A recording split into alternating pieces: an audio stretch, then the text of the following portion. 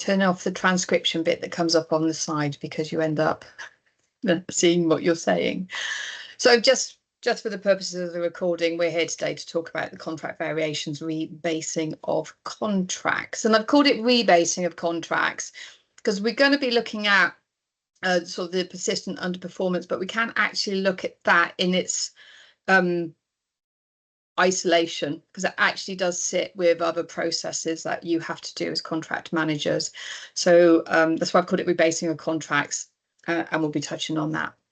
And actually, when we're talking unilateral rebasing, the actual formal term under legislation is contract variations, rebasing for persistent underperformance, but we refer to it as unilateral rebasing most commonly. And I've mentioned legislation then, because actually what I want to do is just set a bit of a framework, because I think sometimes it's good to understand where our power comes from as commissioners, as contract managers, about actually why am I asked to do certain things, and actually where my power lies then within that.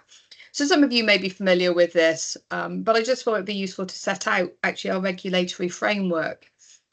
We have sets of legislation, so this is what our government sets out, acts and regulations, and they put it through Parliament and it has to be voted on, etc.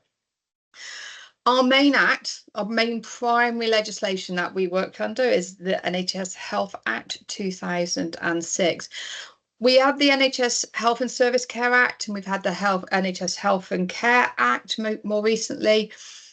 But what those acts did was actually go back and change the NHS Health Act, because an act can only be changed by an act. So that's what they did. So it's why we don't refer to those when we are talking about the Health Act. We talk still about the NHS Health Act 2006, and that is what sets out all of our responsibilities. It provides details. So for dentistry, it's part 5 of the NHS Act, and it sets out things around our general dental services, our PDS, etc., who can hold contracts. But an act itself cannot contain all of the details. So if you read the act, dentistry is part 5, medical's 4, optom 6, pharmacy 7. So just 4 areas alone is a significant part of the act. So as well as our primary legislation, we have what we call secondary legislation, regulations. And this is where those high principles of what we're asked to do in dentistry, provide NHS services to meet the reasonable requirements of our population by providing general dental services or personal dental services agreements. The detail of that has to sit under regulations. Now, don't know if it'll be a surprise to anyone. I'm a bit of a nerd when it comes to regulations. I don't mind reading them, and I've read the contract more than once as well. All of everything we're asked to do will now stem from regulations. The core work that we are asked to do will sit in general dental services regulations, our personal dental services regulations. Now, they're dated 2005 because that's when they were laid. Our contract came in 2006. And these again would be as amended, because over the years, a number of variations to those regulations have been enacted. So although it's 2005 is our base year, we do need to look at future years. And luckily, legislation gov.uk has these ones they have updated, so it's a true run through now for you. They don't always do it, they do consolidate it every now and then.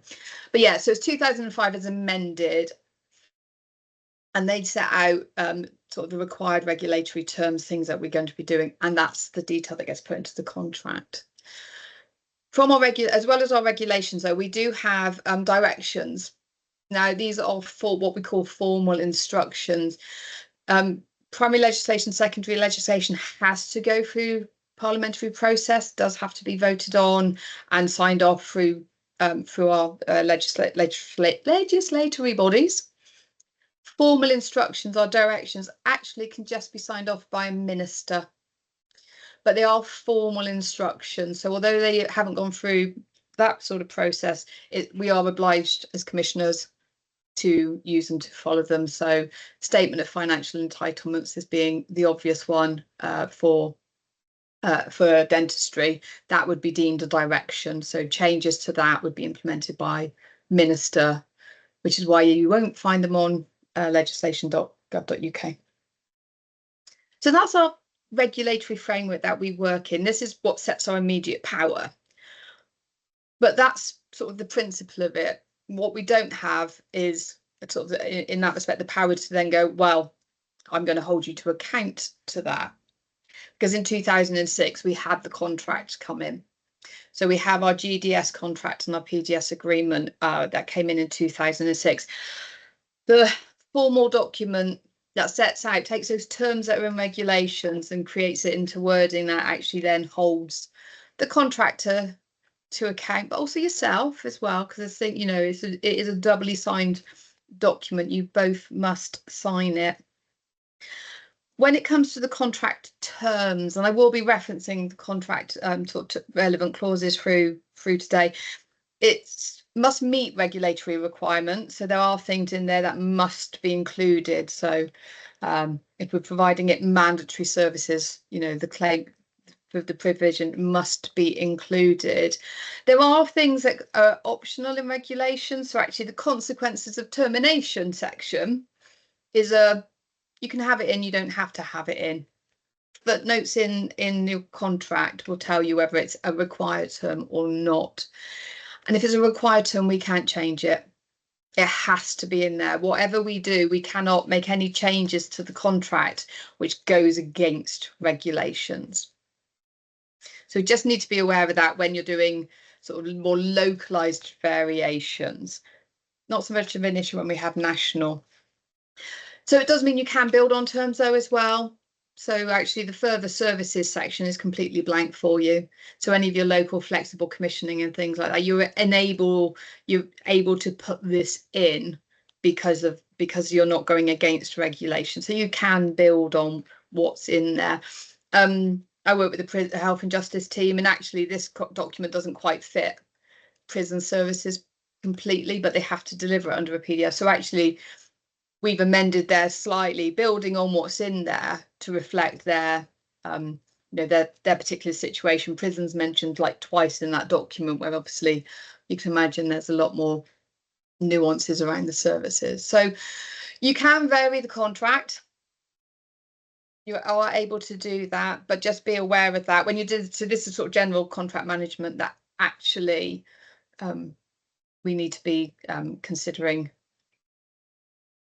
what it is we're actually changing. A number of your variations are going to be in there and telling you how to manage it, but some will be outside of that. So really just wanted to set that out. So your contract is the document that you're going to hold the contractor to account for. So when we're looking at performance, we can look at performance because they're asked to do something within the contract. You are supported in your management of your dental contracts by a number of pieces of guidance that are issued to you. The current ones that we really have that we're working with is our dental policy manual and their appendices, because like the regulations can't provide, that act can't provide all of the details, so more's put into regulations. The contract can't hold all your processes in there for you. It can't hold all the descriptors that you might need to, to make changes, etc. So your policy book has been developed to support you as commissioners, when you're looking at processes. So I'm sure you're familiar with it. If you're not, it's updated on a fairly regular basis. The last one was last May 2024. I know you're not meant to have hard copies of things, but I still like a hard copy. So this is going to give you information. Now, there are times when things are changing in between potentially processes and guidance. That manual may not always be as up to date with changes and things that are coming in, but you will pick up on that in today's session. But it's something for you to be mindful of. It's something that can also be shared with the contractors so that they're aware. So we deem this kind of formal guidance that NHS England has issued. The other two sets of guidance are regularly issued by BSA on your behalf, on NHS England's behalf, and therefore the ICB's advice behalf. I've lost my words then. your year-end guidance and your mid-year guidance. So that is documentation that is issued on a formal basis, on a yearly basis, to, you know, just confirm positions. So you've got your policy book, but then extra information is often published specifically for each year. And I did just check the website before I came out, and as far as I can see, BSA has not published nationally the year-end guidance. I don't know if it's hit your desks today or yesterday. Certainly I don't think it's out there yet, but it does provide you with extra information, and I'm going to pick up on that, you know, how that actually can practically work when we're looking at unilateral rebasing.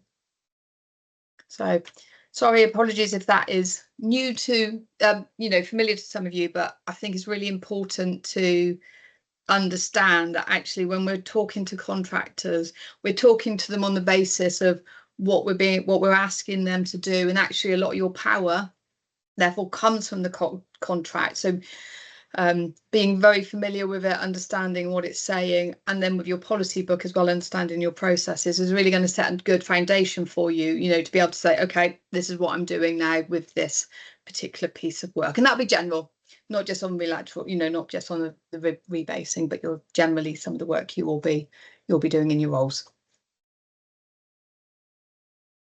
Any questions, thoughts on that?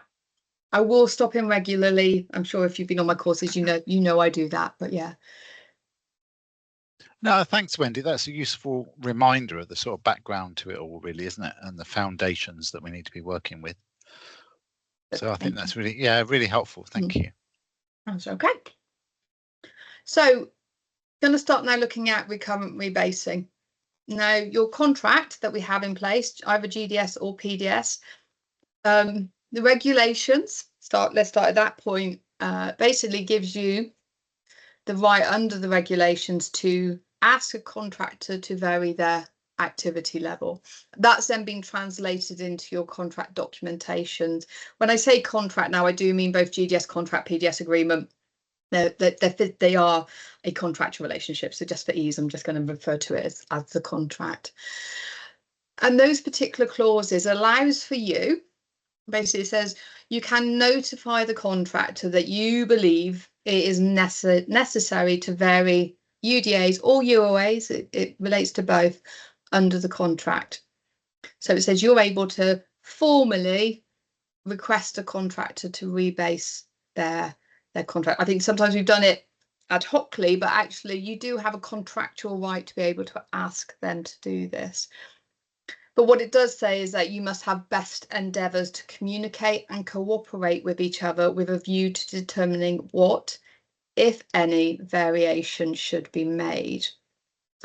And it goes on to say that it should be enacted with accordance with clauses 287 and 288 of the contract, 286 and 287 with the PDS agreement. PDS agreement gets one less clause put into it about midway through, so you've suddenly got to check the clause numbers change. So another word of warning, don't always assume just if there's a GDS clause number, it's the same in the PDS agreement.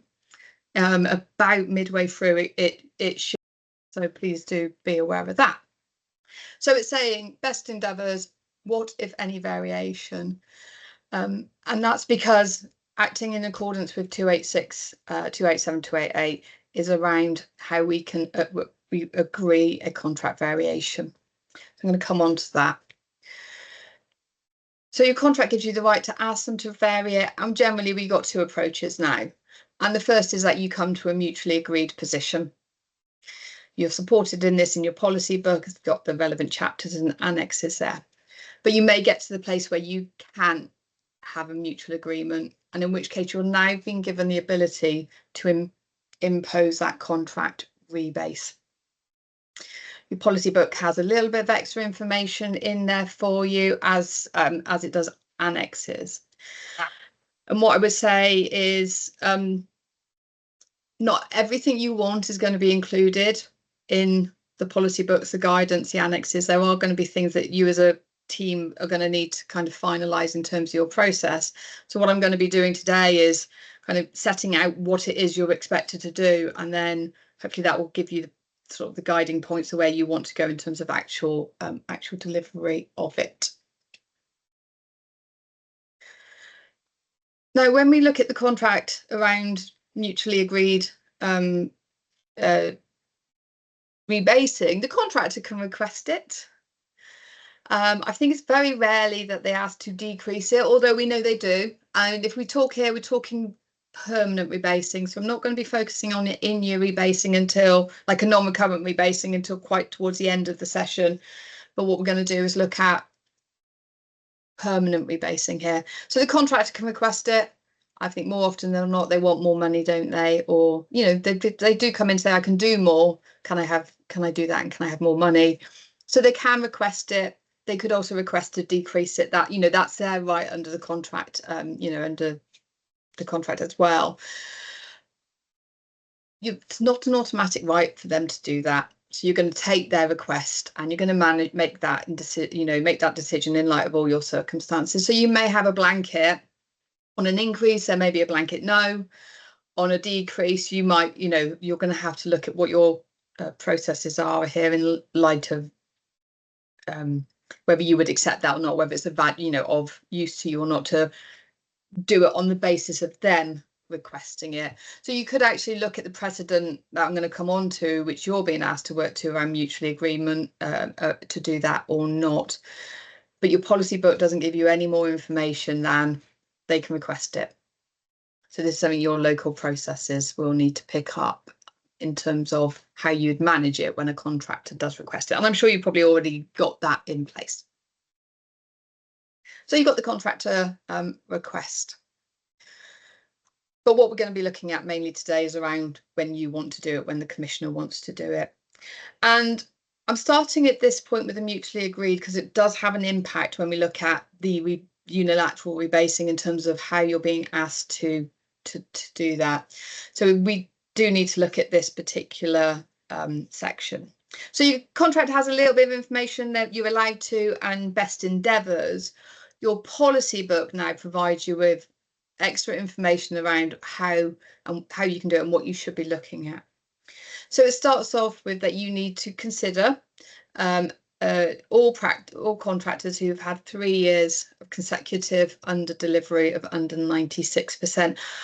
I've just made an absolute assumption that everybody knows contract values and year-end deliveries, but just in case you've got anyone who's incredibly new, our contracts have a set amount of activity that they have to deliver every year. And the contract allows for year-end management to be based on contractual delivery. And the line in the contract is 4%. And actually, if you ever try and find the detail of year-end management in the contract, it actually has 2 paragraphs, 2 clause numbers only. And it basically says if it's deliveries between less than 4% of the contract, then you cannot breach them. And then the second part is that they have to be given that opportunity to deliver it at the beginning, you know, the first 3 months of the next financial year. So that actually is all that's covered in the contracts. Everything we have has been built on by the policy book and how it's been run by NHS BSA over the years. So 96% is our cut-off point.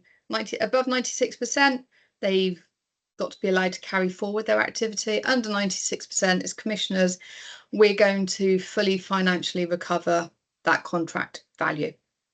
Everything they owe us up to the 100% that they haven't delivered. So policy book says you need to look at identify practices that have 3 years consecutive delivery of under 96%. It does say that you can exclude certain ones. So by the nature of their contracts, they could be sedation only, they could be IMOS services. So there may be ones where you wouldn't want to include them in this pot. Doesn't mean you couldn't, because it doesn't relate to just being formally under the contract. This is relating to UDAs, UOAs. You can have a separate voluntary conversation if you like with those other contractors, but we're focusing this part of the contract, and policy book does focus on UDAs. They do say if you've had contract changes, so if they've done rebasing over the last couple of years, you know, that may not they may or may not you may not want to consider them still. It could be about ownership changes. Have they gone from an individual to a partnership in the last period of time? So therefore, you can exclude them. And it is up to you whether you exclude them or not. That's your particular choice. It's not a hard and fast rule that you must include them or you must exclude them. Just seen a note from Dan. 2023 was 90%. So I believe when we talk 3 years consecutive years of under 96, would it be 90% 2023 and 96% thereafter? So when we look at legislation, which is where we sit, do you know what? And this is one of those questions. I do it. I still go back to the policy book. I still go back to the contract, because this was written in light of standard, not necessarily local things at the time. So it does say that here the contractors delivered less than 96% of the contracted UDAs in the previous 3 financial years. This is guidance, so you could the contract was still 96% at that point. So although you might have not taken any action under 90%, don't believe there was actually a variation in place around 96. So it may be that principle you would be able to still include them or not if it wasn't varied. That's why that's why I raised the question. Yeah. Because all the regulations, everything says 96%. And all the spreadsheets about average delivery, everything has got 96, but it wasn't. It was 90, and it wasn't 90 until the year had ended. Yes, so I would say for the this is on the mutually agreed element. I think the principle, you would know their basic contract anyway. That's when there's always that conversation in there, because everything is 96%. And I must admit, you're the first one I've worked with, Dan, who's actually ever raised the 90%. I think some practices, a lot of ICBs are just still going with the 96%. They are. That's why I raised it. Years. That's it again. Yeah. And that's, it causes a problem slightly, that when we write to them and saying you've consecutively underperformed. Yeah. If they've done 92% for 1920, they hit the mark for that year. Yeah. So it's only those under 90% for 22-23 that we've got the 3 consecutive years. So we might need to pick that up slightly separately from this, because that wasn't regulatory changes. I'm going to bring Mark in just to see what his thoughts are on this, and then we can talk about that. Mark, come on in. I think it's a good point, and trust Dan to pick it up, which is good. That's a good thing. I think 90% is still underperformance, regardless of how it was dealt with at the time. I think that's possibly where Wendy's going. The legislation, the contract hasn't changed, so it's still considered underperformance. I think what occurs to me is that, although this is under the mutually agreed bit, not unilateral, but and I know we're jumping ahead a bit, but we need to consider it, is that when we come to look at unilateral, one of the conditions is having issued breach notices, isn't it? And I think, am I right in saying that the NHSE stance at the time was no breaches for between 90 and 96%? Is that correct? I think during the COVID years it was. In which case, we aren't going to be able to unilaterally rebase any of those contracts if they were at 91, 92%. Yeah. And falling within the cohort. Yeah. In practical terms, as far as we're concerned at the minute, our team, I don't think that's going to matter, because I think all the ICBs are going with pretty much under 80%.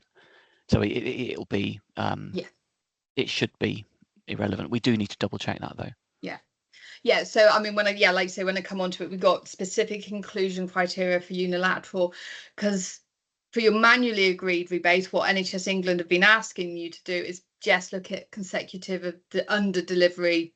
Now it does say under 96%, so Dan, taking your point here, when you put the 2 side by side, you might decide, actually we're not even going to look anything now, but or if you're going to set a level, then you can say actually we're still looking at you being under. When we all ignore anyone who's 96 to 90% in that window, because we're going to set a standard as being under 80% to do all the work. So I think this is, like I said, the policy book is written for clean years where things haven't, you know, been impacted by pandemics. Does that help from what Mark said as well? Yeah, I think so. I mean, again, my rebasing contracts that I'm looking at, they're under 90% for 22-23. Yeah. And then under 96%. So it doesn't affect it. Yeah. It's just, it concerns me that in all the written regulation, everywhere's forgotten that 22-23 was 90%. And that's confused some ICBs as well, because they're because we have to go back to, again, that wasn't ever put into regulations or contract. That was process. So we never changed that space. Like, it wasn't contract variations. It was about how we managed the contracts during those windows rather than making any formal changes. No regulations were changed like that. Contracts that's the problem. So because it happened after the event. Yeah. You know, mid-year for 22-23 was delayed. Because I think nationally they realised in September, October that so many contracts were underperforming. So mid-year then didn't really come along until January, February of 22, which was too late. Then all of a sudden, after year had ended, then that 90% came in. But okay. But I mean, so, you could, even though the line was set at 90%, as Mark said, they've still underperformed on 96%. So it doesn't need an automatic, you know, it wouldn't need an automatic disbar just because you're only looking at them at 90%. It might make you give you an informed decision you want to take. Mark, did you want to come in then? Sorry. No, I was going to. One thing that occurs to me is, if those that fell between, because I can't remember, those that fell between 90 and 96%, did they still have full clawback?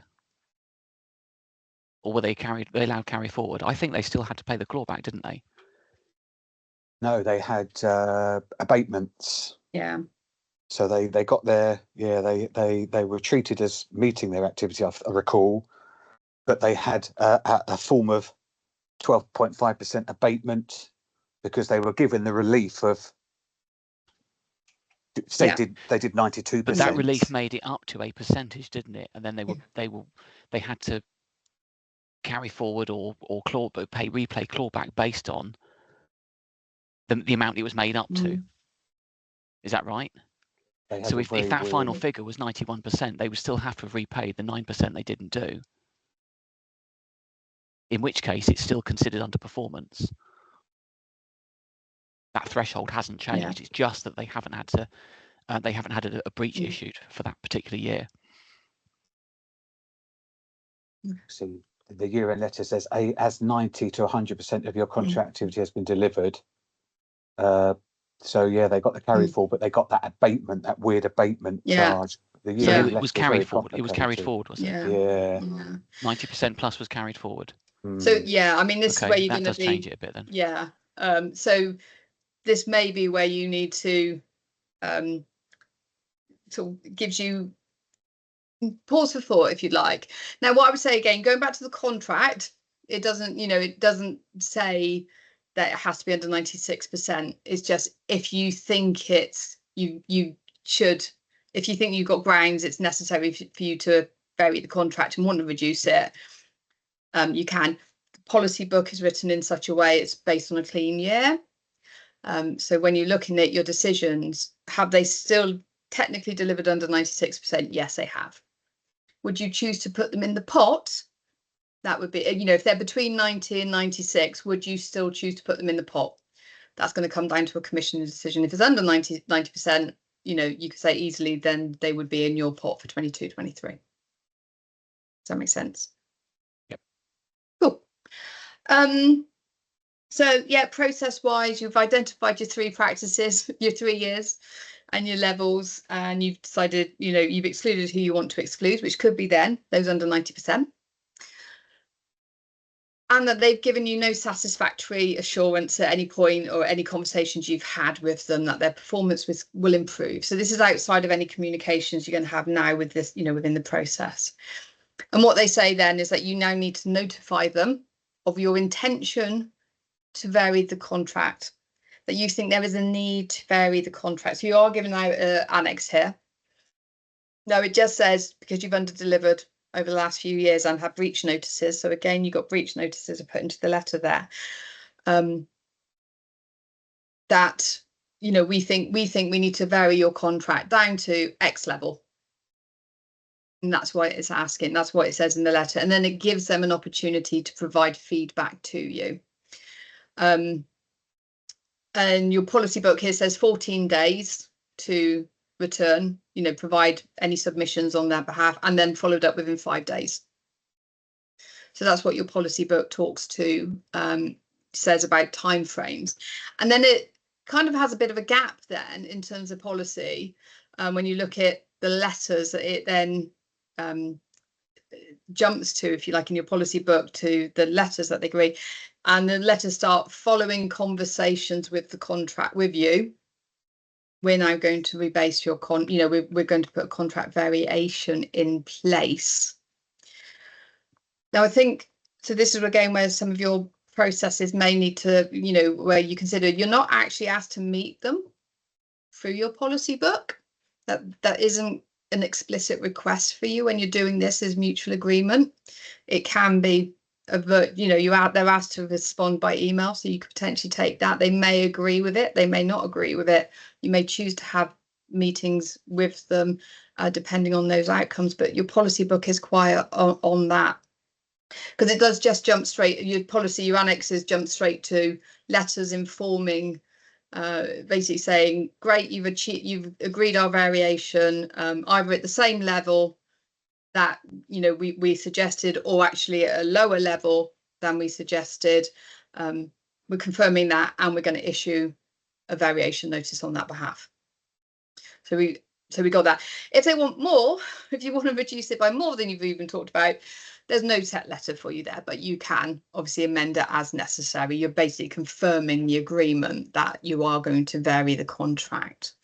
And here it can have any start date that you agree mutually. So this could be an in-year start. So you could start it on the 1st of October.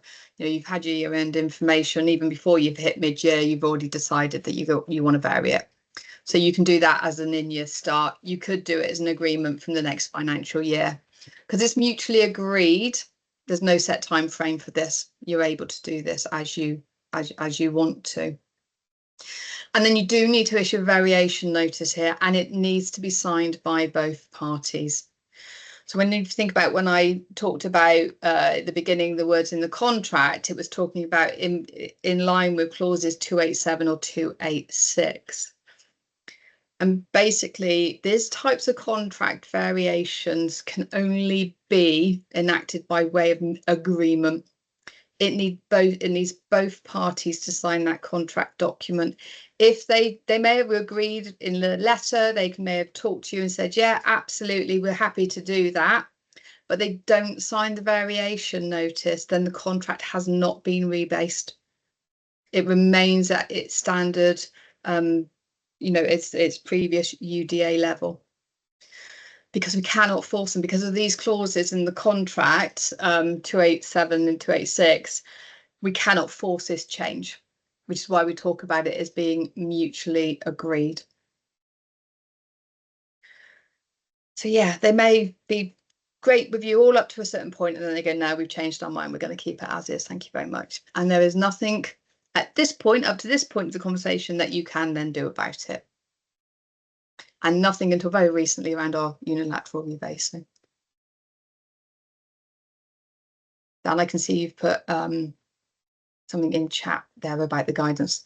Any questions, thoughts on what I've just gone through in terms of having to,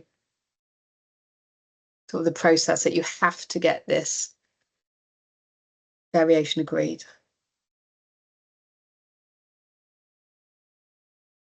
And this is a nice one. And what the other thing I would say is your policy book talks about you identifying, you know, 3 years worth of consecutive under delivery. You could, you know, that's I say that's the minimum in respect. There's nothing in there that says that's all you can do. You know, if you choose to do a wider pot, you can do that, because you're not going against contract and you're building on what's in the policy book. So, you know, if you've got some real contractors who, you know, cause you some difficulties, but they might be in that 96 to 100%. There's nothing to stop you ever opening up the conversation. Anyway, you know, that's your power as commissioners to always have a conversation if you want to. You may just, you know, you've got the letters that you can use and adapt, but what the policy book is asking you to do is giving you a bit of a framework of what you should be doing as a minimum. But there is over and above if you have capacity or desire to want to do it. Because like I said, you may find you want to, you do want to include other contractors in there that aren't currently in that, but you'll have that through your risk log, if you like, of contracts that cause you thoughts of concern.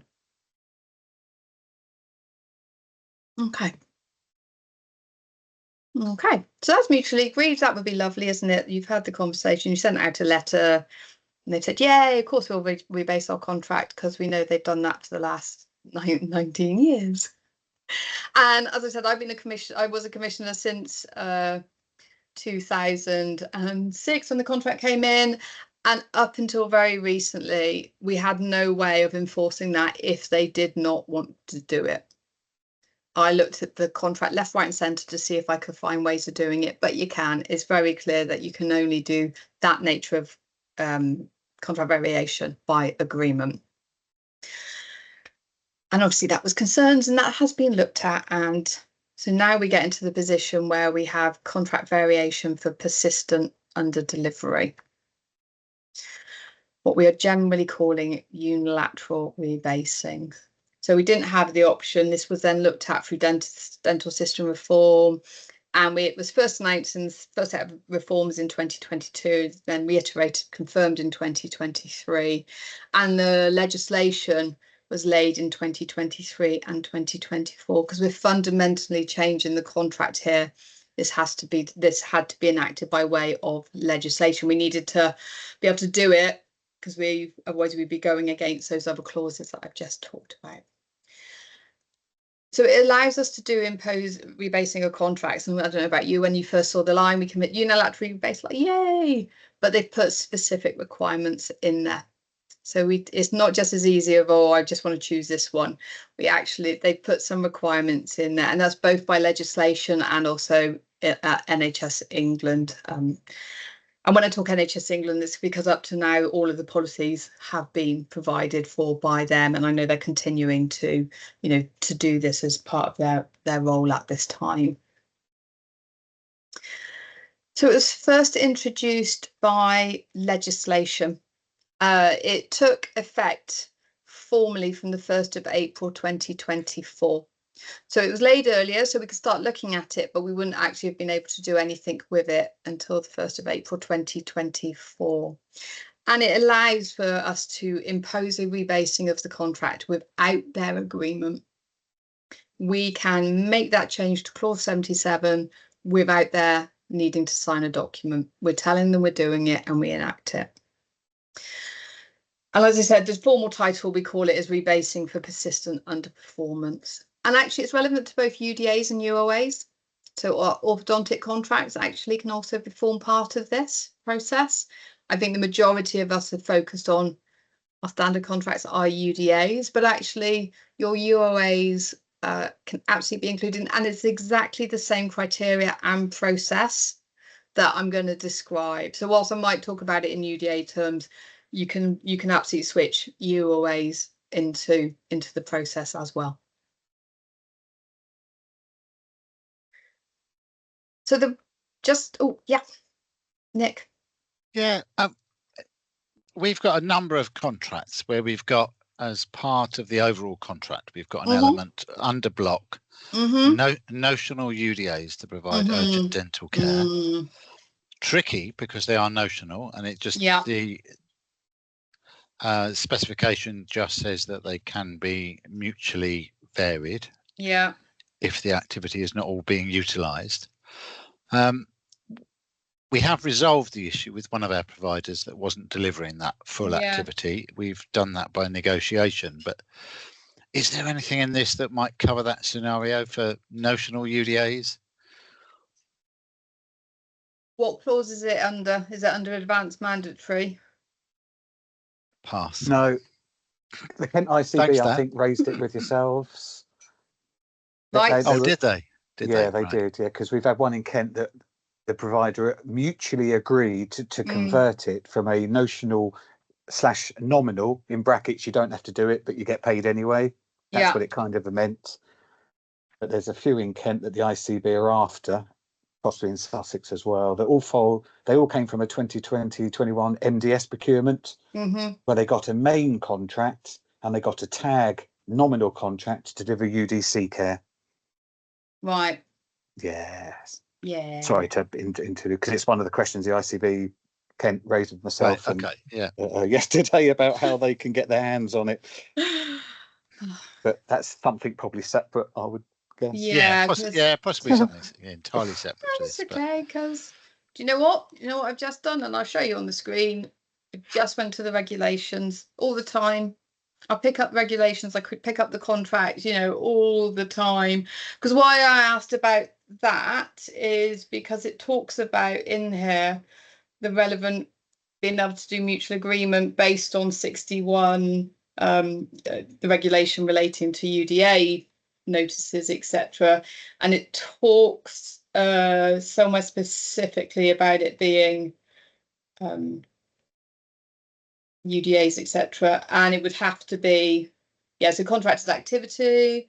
So depending on how it was set out, potential to fall into it, but you have to meet with all the other requirements as well. So, and it's unlikely, I think you'll probably have done those processes for that element of the contract. Where it's separate lines, you may be able to still do it on the base of the contract, on what's under clause 77, where UDAs are counted, but it may not be able to be done on those other sections of the contract. So where you've got mixed with more than one service, potentially, you can just do it on the UDA element. We won't be able to anyway, because we haven't breached on that element. So it's out the window anyway. Yeah. But it's interesting to think about those sorts of links with legislation, and then what that empowers you to do when you're thinking about introducing these innovations, these new service elements. Because we need that. We know that with best intentions things go wrong, they don't go according to plan. Our requirements may change, the provider's capacity performance may change, and then we need to do something about it, and we need that framework to be able to do it. So it's good to have a sort of link into that legislation and that understanding of what underpins all of those contractual requirements and what we can do when things do and if they go wrong.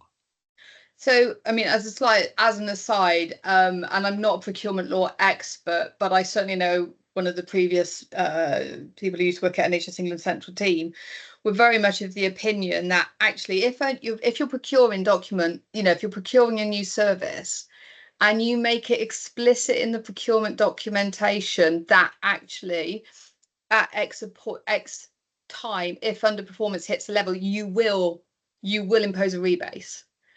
And if they're answering on that basis, if they're tendering on that basis, then you also, I think, to strengthen that, reference their response, reference the fact that your contract is being awarded based on procurement and all of the documentation.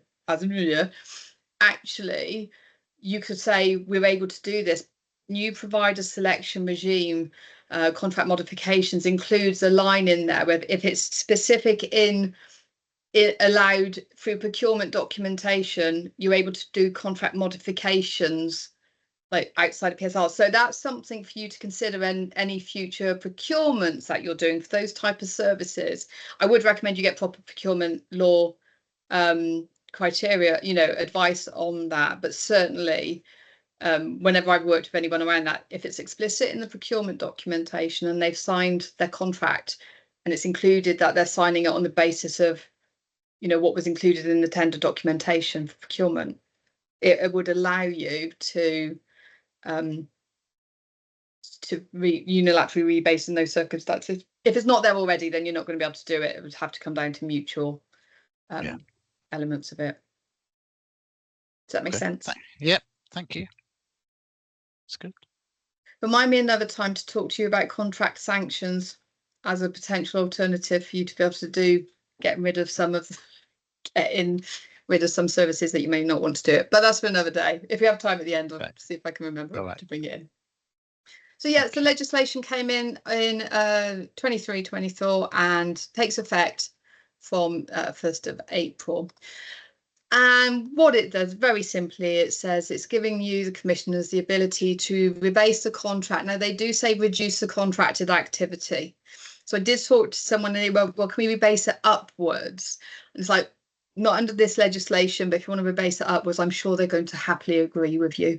And therefore, you know, you wouldn't be using it under here.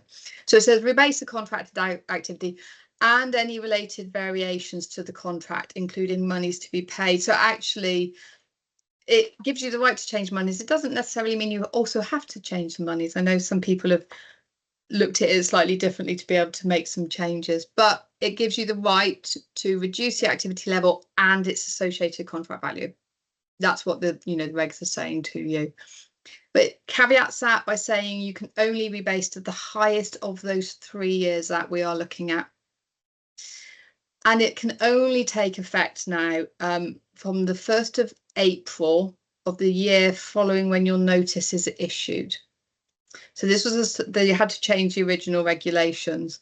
So what it basically means now, if you were to issue a rebasing notice today, formally telling them you are rebasing their contract as of the 1st of, the earliest it can be done is the 1st of April 2026. So you can have all your conversations and everything else now, and you can set out your intentions to them now, saying you do it, but physically it will not take effect until April of next year. So helps building for your timings, your processes that I know, around year end, finding your mutually agreed, and then your mid-year, your mid-year linkage is as well, if you like. But you have to have issued it, and with 28 days notice, which I'll come on to, it cannot take effect until 1st of April. Any earlier is mutual. Mark? Where would we stand if we rebase somebody to the highest of those 3 years, and then by some fluke they manage to exceed that during this year? Doesn't matter. That will go to their continuation of performance for the next 3 years, because you're rebasing them on those 3 particular years. You're issuing information, the notice in 2025, formally notifying them that regardless of what they do in this year, you're still going to rebase them. You could choose to withdraw your rebasing, but even if they perform this year, it has no effect on the rebasing notice, because you're basing it on 3 of it, the past 3 years, not this current one. Would it, if they took a case to NHS resolution, would it strengthen them, do you think? Again, not asking you to second guess resolution, but to the letter of the regulations, if they meet all the criteria, then no, I don't think it would, because you're following legislation in that they've underperformed for a 3-year period. You very specifically set that period out. You've told them at some X point in the year. I think sometimes if you tell them earlier, then it's less of an argument. But then if they do it earlier, they're maybe more unlikely to actually overperform for you in year.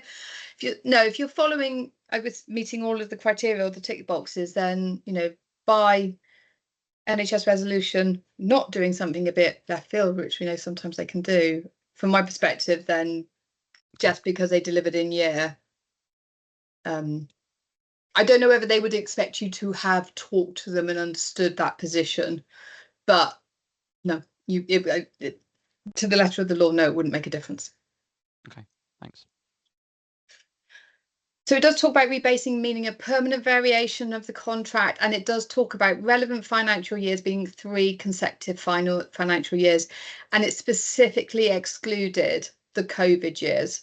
So basically, we couldn't use 2021 and 21-22 within these 3 years, but we could use 2019-2020. So our first window we could have done 2019-20, 22-23, 23-24. And then and we're now in our current 3-year window, which is 22, 23, 23, 24, and this financial year that's just gone, 24, 25. So parking the 90% issue for the moment, let's pretend we don't have that. Let's just say we're working straight to 96%. This is enough. We can now look at the last 3 years, all post-COVID now. So you may be in a slightly better understanding position of their post-COVID position.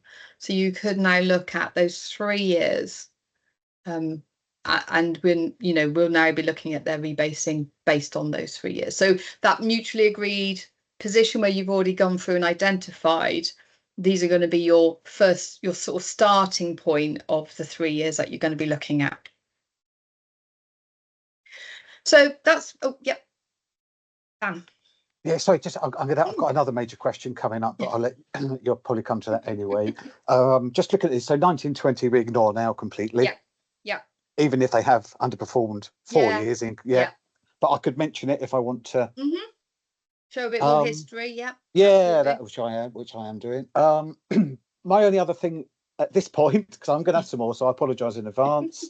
On the left-hand side, well, on my screen, the rebase, I know it's the highest of the last 3 years.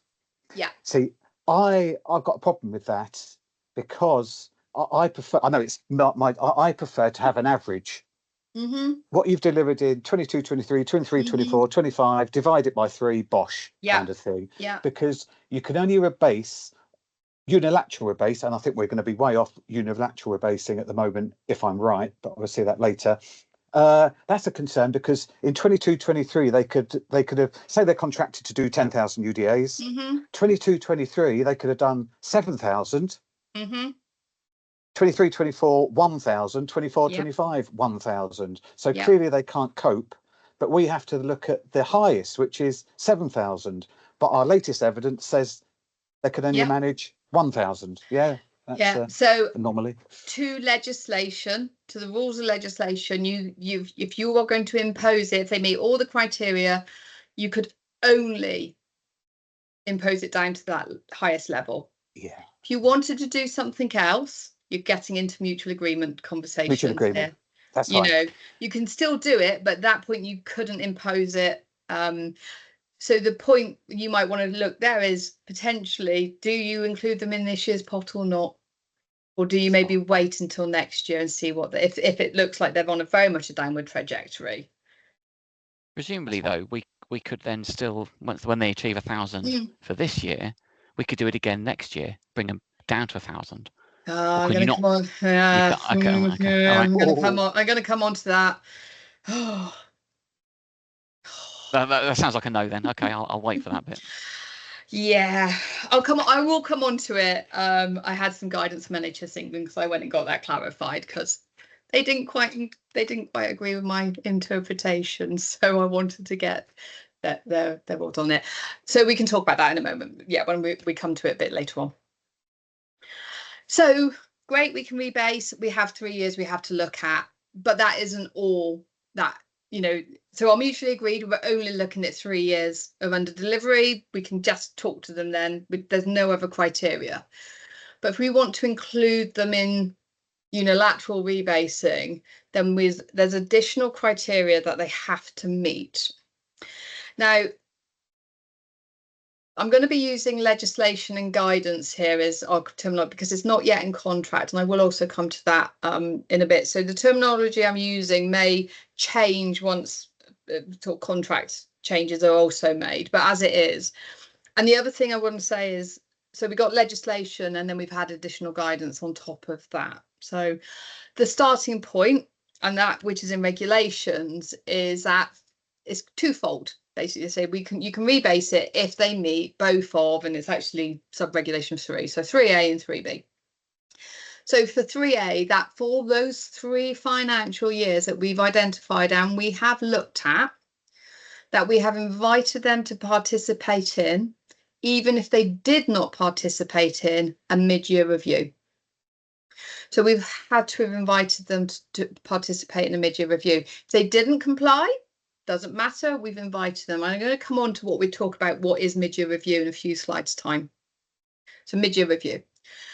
that they have provided less than 96% of contracted activity. So Dan, even though year end might have said 90%, actually under regulations, it doesn't matter there. We're only looking at 96% for those 3 years.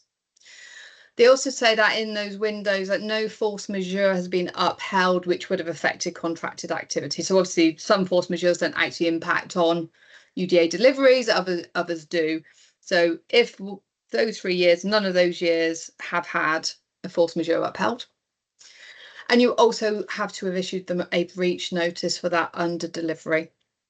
So as part of our year-end processes, we needed to have issued a breach notice.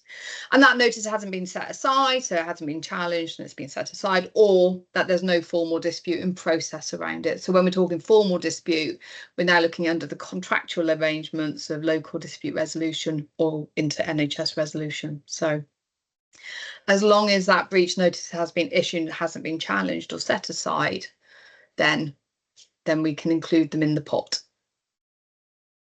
So that's what we have to show for each of the 3 years. And then the second line here is that we have not been able to agree a permanent variation of the contract. Now it links it to the regulations, which is what I've just been sort of using for the mutually agreed process. The fact that we can do this under, we've not been able to, as a mutually agreed process, been able to agree a rebase. So that's our legislation pot. So get your table starting to go, for all of my contractors for the years I'm doing, have they been invited to mid-year review? Yes, great. Doesn't matter if they participated or not. Have I issued them a breach notice? Yep, great. Have they had a force majeure upheld? Nope.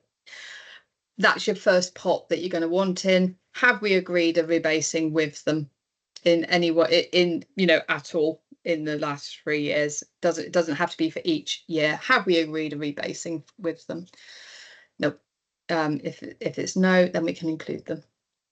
Dan? This is my final question. You'll be glad to know. And this is the one that I've been saving up. Oh, okay. Hang on, let me get the pen out.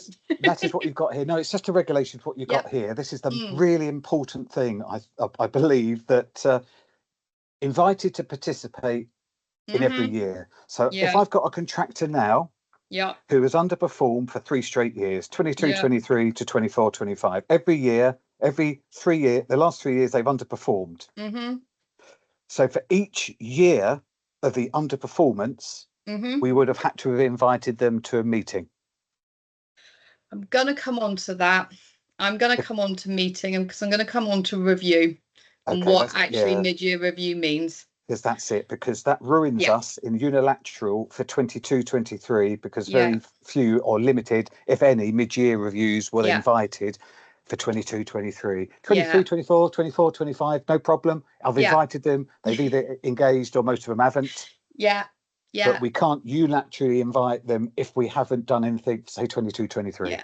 That's I'm going to come on to that because there's interesting things that have gone on and built on this regulations. And actually, when you look, like I said, Tara, I'm going to hold the thought. Well, when I come to it, let's have a conversation about it then, about what that means. So legislation. Oh, Mark, come on. Oh, Mark, come on in. Will it also cover then those contracts that are above 30% in mid-year, but still consistently underperforming? Yeah, I've got a few slides on that. That's fine. Okay. I'll wait again. Yeah. So we've had legislation. So this has been set in rules. But NHS England have come out and provided extra information for you, and I've actually slightly widened the pot that they're asking you to look at. And what they're asking you through the process, what they're asking you to do, it's in policy book. It's just one small chapter, one small section of a chapter. You may get more stuff might come out. I actually hope you do, because I think there's still a bit of woolliness going on in the system at the moment. They basically say for you to do this, and we want you to show that you have to try to agree a mutual rebase in the first instance. So what I've just talked through in terms of process, or maybe you've done something slightly different on top of it, but have you actually attempted with these practices you're looking at right now to agree a mutual position? That's your first starting point. And within your cohort that you're asking, they basically said attempted to hold an annual or mid-year review for each year of underperformance. And again, I'm going to come on to what annual review might be. Then you've got to show that they've had their breaches of those issued, and you need to evidence that they haven't come to a mutual agreement. So actually, they are asking you to be quite proactive in making these early conversations with them. It's not just a case through the policy book that you can just like out of the blue issue a rebasing notice. They're asking you to make sure you have these processes in place. And you had further information given to you in year-end guidance 23-24. As I said, 24-25 isn't out yet, so I don't know if it's going to change or added to. But what it also added there is your cohort. Is that, again, it reiterated this attempted to hold an annual or mid-year review for each year of underperformance, or that you've attempted to hold a mid-year review with all contractors who failed to deliver in the preceding year. So this is something that got added in under year-end guidance. So not under regulations, not yet currently in the contract, but this is kind of your operating policy that you've been asked to consider. So they provided you with this sort of extra steps. And I think what I want to do in the next few slides is kind of break those down and about what those means. Just a little picture there to say where things have been sitting in terms of some of these additional criteria originally set with legislation. A few more bits have been put in.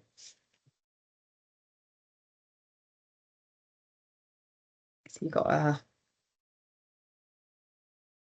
thanks. So I could see you showing where you've got your mid-year reviews and guidances and things, and you've issued the guide, put the guidance across as well. Thanks, Sherry. Thanks. So mid-year review. You know, when you go, oh, we know what mid-year review is, don't we? We look at it all the time. Now, it's set out in regulations, and legislation on unilateral rebasing does link to it does link to these particular sets of regulation, and then it's been put into your contracts as well. And what it basically says is contractors with delivery under 30% are required to participate in a mid-year review. And it goes on to say, where required, shall discuss at that review. And it says that we'll discuss written evidence to demonstrate delivery more than 30% and any reasons for for those level of delivery. That's all the contract actually says in terms of sort of the steps around mid-year. It doesn't actually call it a review meeting. So there's not actually anything in the contract where they talk about it being a review meeting. They just call it a mid-year review. So that's point one. Your contract, we've had regulations in our contract, and then your policy book now has built on those processes. And we know NHS BSA have been doing this for you for a number of years now. So your policy book and appendices have put in a little bit more detail again. So now the policy book itself in those chapters, again, just says that a review doesn't need to be face-to-face. It says a review meeting does not need to be face-to-face, which we know we're moving towards more virtual, makes much more sense for you guys. But it doesn't really, again, set out specifically around a meeting in the policy book. But within the appendices, it does provide you with more information and more more structure to these.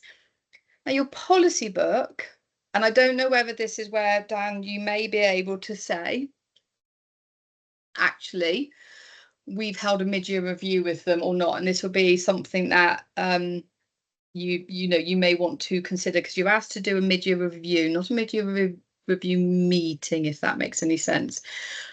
Your policy, your appendices, in terms of your process for any contractor, says that anyone delivering under 30%, you're asking them to provide a smart plan, an action plan around what you want, you know, how they're going to, why they've under-delivered and how they're going to make sure that they deliver it 96% at the end of year. So they provide that, and I just want to, and they call this, when you read their letter, and must admit, when I was, you know, when you look at something and you go, oh, this is standard. Sorry, bear with me. I had it open and I managed to shut it. So the letter does say that you are therefore required to undertake a mid-year review of your delivery by completing a formal action plan for delivery of activity. So an argument can be made, the fact that this has been written out and has been confirmed as a mid-year review, which is what the legislation talks about, and the contract only says mid-year review. You could potentially look to say, actually, if they've been asked to take part in a smart plan and have not done that, that then does that. Because your policy book also, and your and this doesn't then go on to talk about you holding meetings. Kind of it gets put back to you as commissioners at that stage. So this is where your local processes may need to be, you know, you may look at that, because I know you do undertake mid-year reviews. The annexes in the policy book and the process kind of goes over to you commissioners. We're just the ones in here, the continuation letters around withholdings of monies.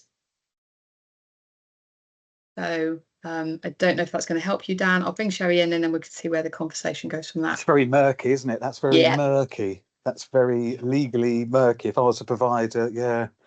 So I think I'm going to make it even murkier. Yeah, go for it. Go for it. And I think Laura's probably best placed to answer this, because I know my memory is saying that 1 year the BSA said that they would issue breach notices for failure to supply an action plan, but they didn't. That's okay. That's not a requirement for inclusion here. That's just them not. I'm just saying. Yeah. I can't remember, but I know Laura and I had a conversation about it, and I think Dan was involved in it as well. That they were supposed to issue something, and they didn't issue it, so they didn't follow their own year-end or mid-year guidance. Yeah. When I've talked to other people about this, and I've sort of caught up with my you know, if you want to minimize delay, you know, if you want to minimize your successful disputes, I personally would stick with the legislation only in terms of, you know, your criteria of putting people in, because it's not clear. Because as I said, the contract itself doesn't say mid-year review meeting, and this is like you say where it gets woolly. And I know that's probably not the answer you want from me, in that it needs to be you know, black and white. And so this is where your decision will come down to, maybe you do remove 22, 23 because of the 90%. If you can evidence the meeting, if you like, if you are going to set the standard, and I do think most ICBs are looking at it in this way, that a mid-year review is a meeting, then you will need to get your processes in place for, like, from this year onward, as you already have done for the last 2 years from this year. Yeah, where a mid-year review is required by the commissioner, you shall discuss at that review any written evidence, any reason. So it's not specifically, as I say, it's not specific that it is a meeting in the contract, that it is that it has to be a meeting. But I think probably the principle that you've worked under the last 10 years will make it seem like it needs to be a meeting to be properly a mid-year review meeting. If you've invited them and they haven't, then that's okay. I know that's not helping, is it? But if you say that if they were under 30% and they got an action plan, that counts as a review. The wording of those letters, the wording of the letters that are issued, to me, I think you've got a strong argument. You do have an argument that that is the first step of your mid-year review process for anybody under 30%, because it's standard process across the board then. Yeah. And it's only those that you then go on and have concerns about that you might go on for a further review meeting. So there is absolutely an argument that anyone who had an action plan has been invited to participate in a mid-year review, regardless of whether you've gone on and had a meeting. So that covers 22-23. That covers all years then, essentially. Murky, as I said, legally. Murky. So that's probably okay.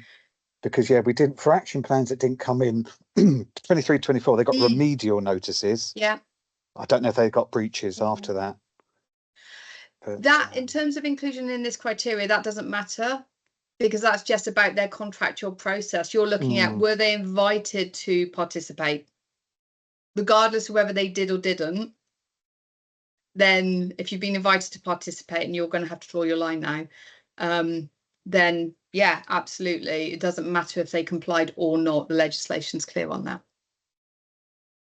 Laura, what happens if they so like the BSA were dealing with our non-responders, our nil returns to the action plans, and what happens if, for example, the BSA, because they were sending the action plans to the email addresses that are on Compass. We know that Compass hasn't always got accurate email addresses. Where do we stand if the provider says, I never received that email, I never got those action plans? The BSA don't keep read receipts or delivered receipts. So where do we stand with that argument? Contractually. Yeah. And what NHS resolution will say is, if you're talking about notices, etc., and I think this would relate to any communications, that they do say it should be what's included in Schedule 1. But if you haven't had any information in Schedule 1 about that, the contract does say, there's a whole section at the back around serving notices and deemed delivered, that if you have there's ones about sending it in person, sending it electronically, or any other means has been kind of been used. So if there is a standard email address that has previously been used for communication, then potentially that would be deemed okay, because it's been what we would call an agreed method of communication between contractors. Okay. Yeah. So if, for example, just because I've got one provider in mind, if they have an email address on Compass that they say they don't have access to, we've not got any record of communicating with them on that email address previously, whose responsibility is it? Should they have updated Compass, or should that be us, or is it dependent on whether there's been like a provided partnership change? Is it case by case? I mean, it is for them to update their communication details, because you don't go out and do a trawl every year, do you, and go, is this still your correct communication route? They know. And I would say it's actually, I mean, this isn't in regulations anywhere, but they know that is the method of communication and payment, for I'm surprised that they're saying we got nothing through that, because that's generally where their statements would go, and they're over, so. But I know it's like, say, if there's partnership changes and things like that. So that would be looked at case by case, do you think? I presume it would have to be looked at case by case, Okay. It should be a major problem, should it, though, I think, with non-receipt of action plans, in that it shouldn't affect this task. No, because it will become down to, have you invited them, and, have you invited them to participate action plan or mid-year review? If you're showing you've invited them, mid-year review meeting, depending where you want to draw your line, if you've shown that you've invited them, I guess regardless of whether they received it or not, participation there might be deemed a little bit more woolly, but yeah. I'll take Anne's question and just clock the time, so we'll stop for a comfort break then. So I'm only going to comment. Only going to comment on the fact that I think it's part of the performance regulations, isn't it, that they keep their contact information up to date. So that then feeds through from PCSE through to Compass, I believe. So actually, it is their responsibility to make sure we've got correct email contact addresses for them. And if they haven't done that, then that's their omission, I think, rather than ours. And you can breach them on that because you can hold them to account for other legislation. Yes. So if they don't and they're persistent on it, yeah. Thanks, Deb. I must admit, I don't know the NPR regs as well as others. Cool.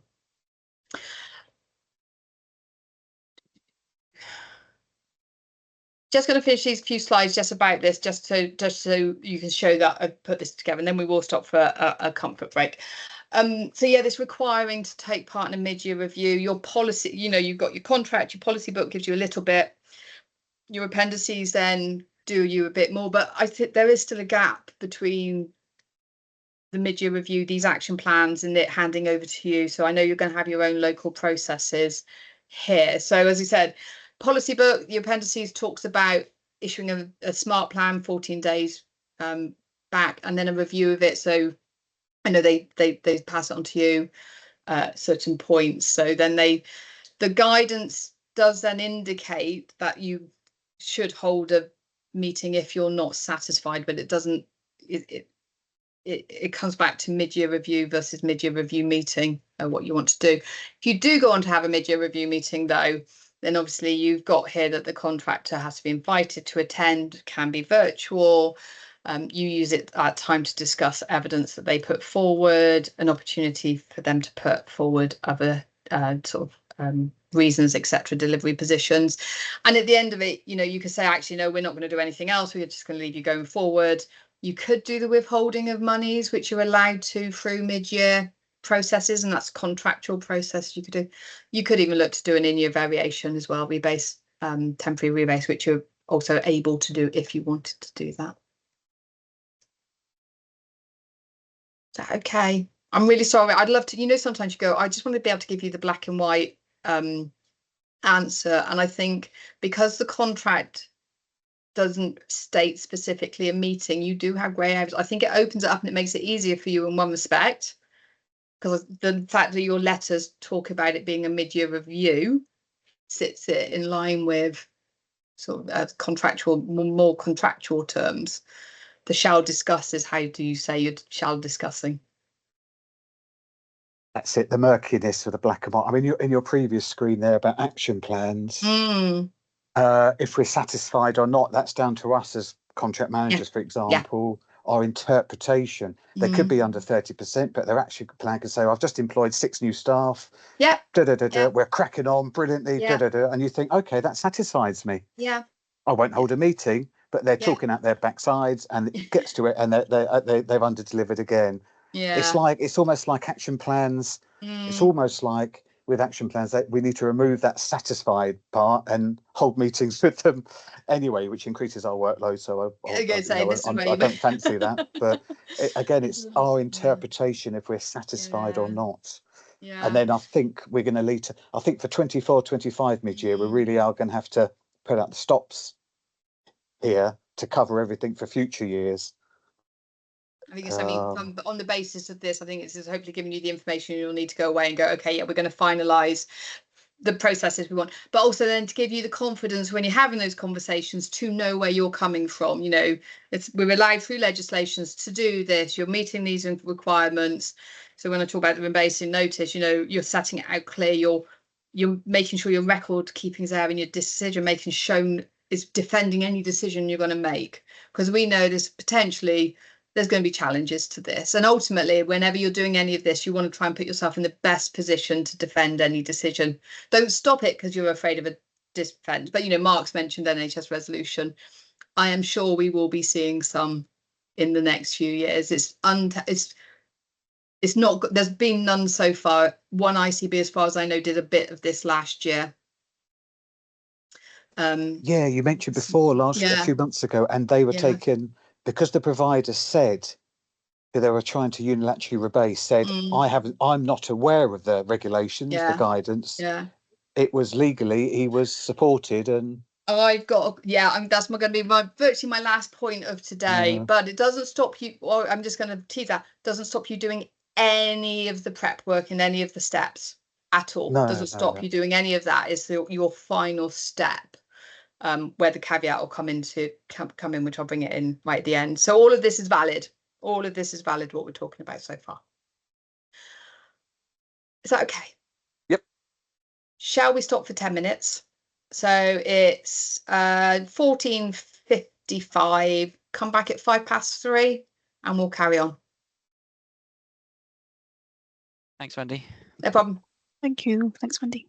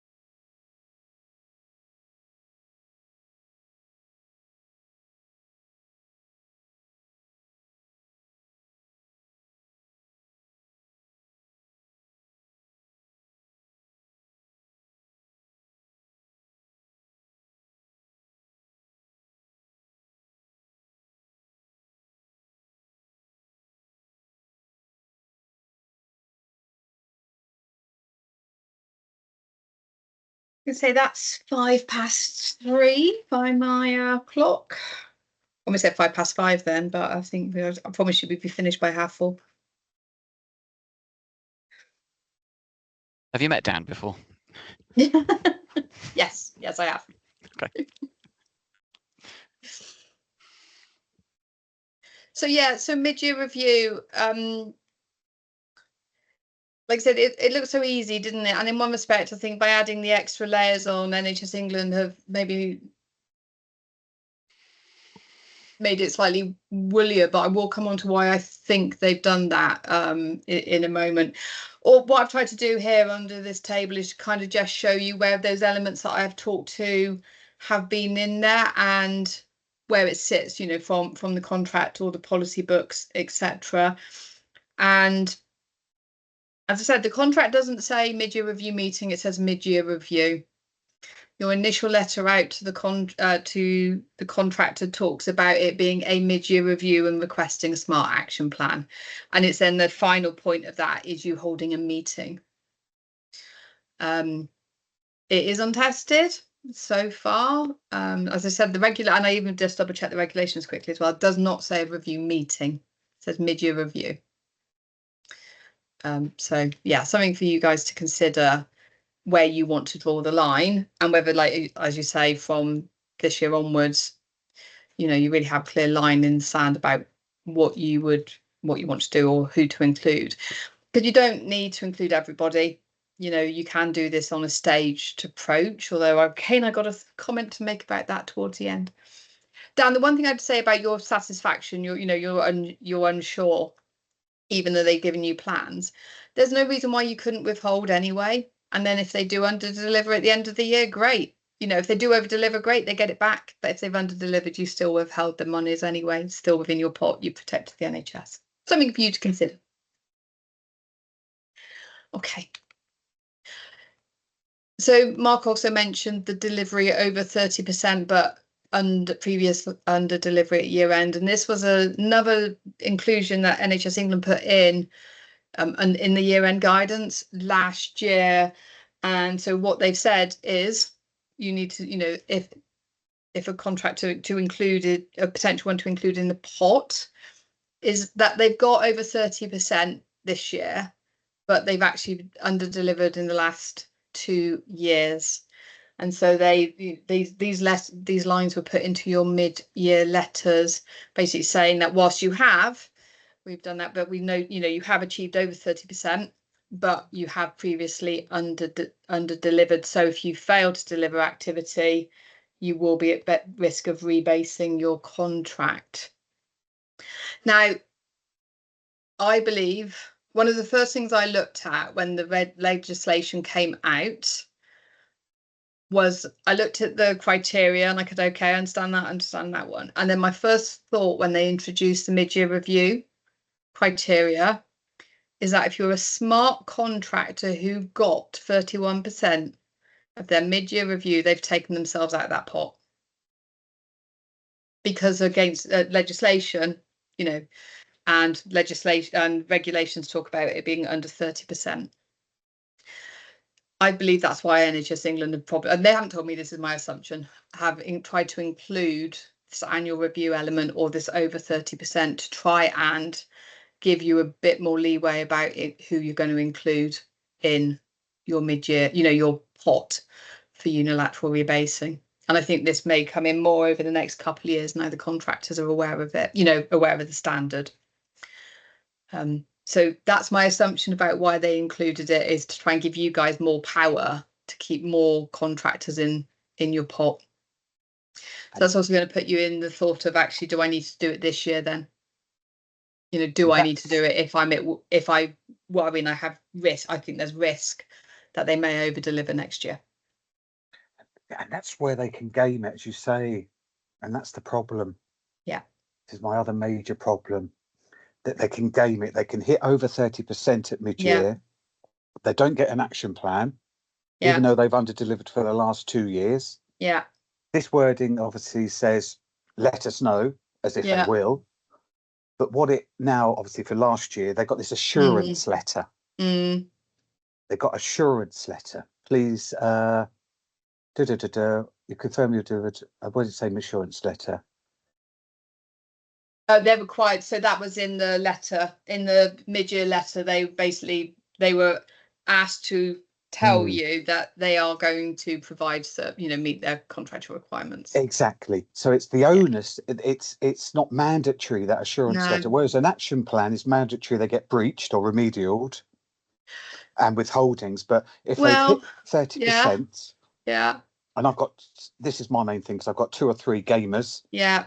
One of them's high up in Health Education England. He's a gamer. He's hit 30% every year, but then underperforms. He doesn't get an action plan, but he gets an assurance letter. But he doesn't have to send that assurance letter back. Well, if he doesn't have to. There's no remedial. There's no, unless there is. I haven't seen any breaches for not sending back your assurance letter. Well, I'll bring Mark in, and then I'll tell you where I think you could breach them for a remedial notice them if you were so wish to do so. Mark, come on in. On the previous slide, didn't you say that the policy book, where we expanded the requirements? Yeah. Didn't it say there that the policy book says it's a mid-year or year-end? So I'm going to come on to annual review or mid-year? So if that says or, we're still going to fall foul of legislation, are we, if we unilaterally rebase where they do fall into this above 30% and haven't had a mid-year letter? I think this is where your biggest challenge is going to come. Okay. If I'm honest, if you try and put someone outside of the mid-year, the legislatory port, which is why I keep it's not yet in contract, because we haven't yet had the formal variation notice to put it into contract. So I'm kind of waiting with bated breath to see what they do, whether they kind of go over and above what's the base legislation to be able to bring it in. I don't know. So there's a little bit of me is waiting to fully see whether they give it to you potentially contractually, or whether it's still just going to be sitting in the guidance side of things. Does that make sense? Yeah. So your policy book says, you must show that attempted to hold the annual or mid-year review, breaches have been issued, evidence, and then the year-end guidance, rather than annual review, it could be or attempted to hold a mid-year review. So they're trying to keep those under 30% and those over 30% but have under-delivered in the previous financial 2 years. I think that's what they're trying to get to with those ones. Okay. Dan, I'm trying to find the right, let me just leave that one back on the slide. No, we were here, weren't we? So, you know me, I love to find a clause which, to help a commissioner breach a contract. Under the contract, they have to work with you, and they have to provide you all information is reasonably required for you to manage the contract. And that's a contractual clause, which is the one I'm desperately trying to find for you. And you could say that this letter that you're asking them to do is information reasonably required to manage, to meet your job as a commissioner, which would allow you to do a remedial notice on it. But with the assurance letters, it didn't say you need to do assurance letter. This needs to come back by a certain date either. It just said here's an assurance letter. So you'd have to tidy that up a bit more. Exactly. You'd so have it's to going to make come it a back little bit tidier. Whereas the BSA do our breach notices. Yeah. For failure for year-end breach notices. Yeah. They do remedials for the action plans. Yeah. It kind of comes to us then. Yeah.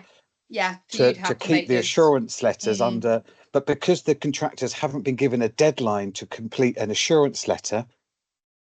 And so I would say that's where you'd need to tidy up that if you were thinking you wanted to do any contractual actions off of that, tidy up that letter. So that creates a lot more work for us individually as well to keep monitoring that, because again, the assurance letter hasn't got a deadline. So they could send it back immediately. They could not send it at all. They could send it back 6 months later. Yeah. Or, which I had, sometimes the assurance letters were pretty weak. Mm-hmm. Yeah. Yeah.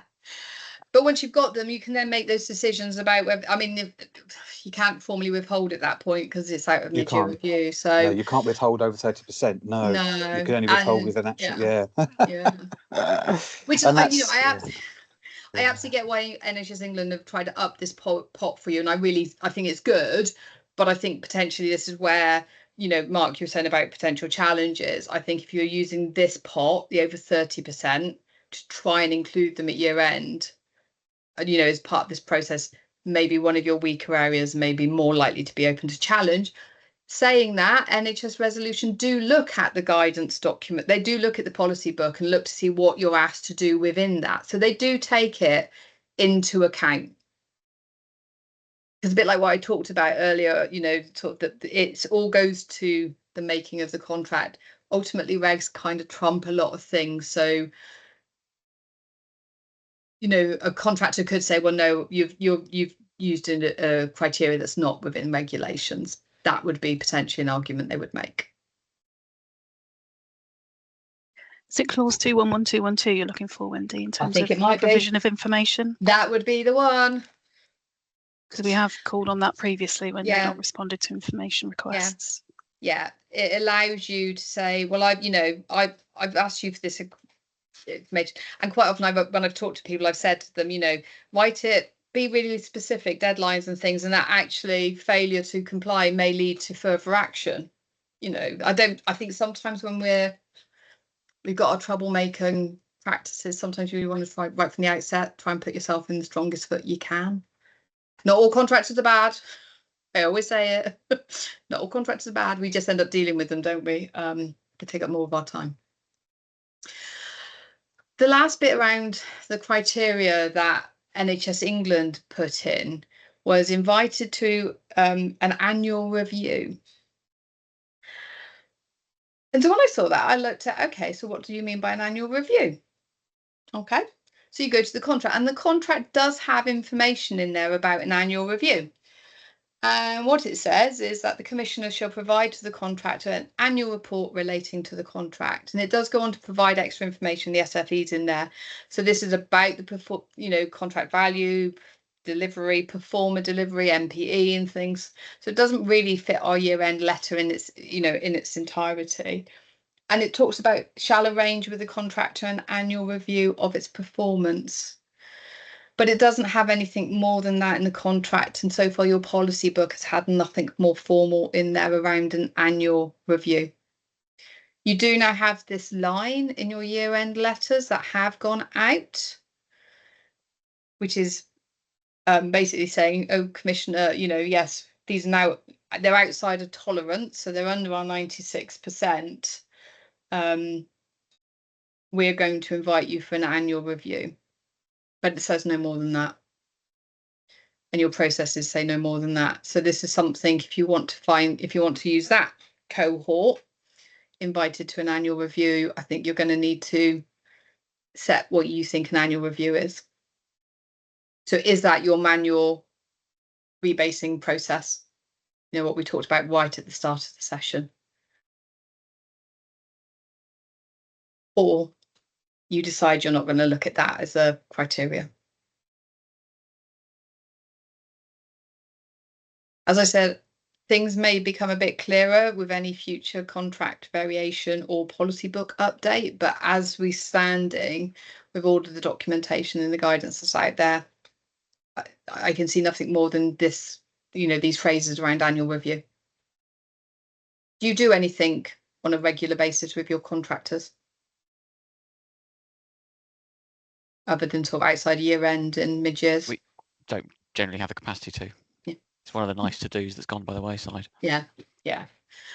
Which is the whole irony of this whole process. You know, we've been pared to the bone over successive reorganisations over the years. Then they chuck this in and say, "Oh, we should have been doing this all along." Yeah, it was. You know, it's quite retrospective. All of this that they've asked you to do, and I think, you know, it's not so easy at the moment, and I think there's sort of some gaps in it. I think you could absolutely set your line down now about which ones you would include, and I think there's ones you'll absolutely want to, you know, really take your high hitters if you can. But I think for myself, I think there are a few weaker areas. I wouldn't personally. I don't think using an annual review as a criteria is a strong one to use at this time. because annual review isn't defined anywhere. You haven't been doing anything. You haven't been doing any communications calling it an annual review. And someone, someone could challenge it on those sort of lack of terminology changes. And NHS resolution does look at process. It's how we would word it, isn't it? That's the thing. Yeah. It's how we would word our. I mean, with the unilateral, we just need test cases, really. Yeah. Well, there's been a couple have done it last year, but I think the majority are coming through this year. I'll let you know how they got on. Sherry. I was merely going to say concerns were raised at the mid-year point in 2022. Significantly raised because legally we approached Mark John Pinto, yes, Charlie. We spoke to PCC about it because we were considered out of time to undertake it. Okay. For the 22-23 mid-year one. Yeah, 22-23. We only got the information in November. Yeah. And we literally had to do it over the Christmas. Yeah. And memory serving me that there was a lot of legal conversation. Annie, Nuala, Pauline. Yeah. With PCC, and I can have a look if you like, because I'm pretty sure I've got something filed about the out of time element, because it should have been done. Yeah. So your contract does have specific timeframes about the information, when the information needs to be provided to them. And we didn't get it on time. Yeah. Wendy. So I'm merely putting that out there. No, absolutely. So it might be with all of, everything you've talked about as a team on here today, the 90%, the delay in sending out in 22-23, you may decide that actually for safety's sake of lack of, to minimize challenge, that you're not going to unilaterally rebase. You can have the conversation around mutual, but you may choose, and I'm not here to say you should or you shouldn't, but you want to look at, like I said, with everything I'm hopefully giving you, will give you the informed position where you can go, actually, I think we're not going to do it for these. You might still want to go forward with a few if you think you've got the grounds for it. But yeah, 20. All I would say, Cherry, is I think others are moving forward based on the last 3 years. They are looking to do it this year without, with concerns, but they are looking forward, looking to do it. And I've got it's merely to say that sometimes these things get forgotten. Yeah. And it's here. Yeah. Okay. That's very sensible, 22. The job is, ICBs are chomping at the bit to get money back. They're looking at the spreadsheets of under delivery and what contracts can potentially be rebased to, and it's millions and millions, and they're looking at those millions thinking, great, we're going to get 6 million quid back here, but in reality that's not going to happen. And no one said you had to do it all in one go anyway. It's not a you must, and it's not you must do all. This does come down to your commissioning decisions, and maybe what you're going to do after the back of this is go review. I'm sure you've probably already started it, got your spreadsheet going with the X's and the ticks and things like that. Oh,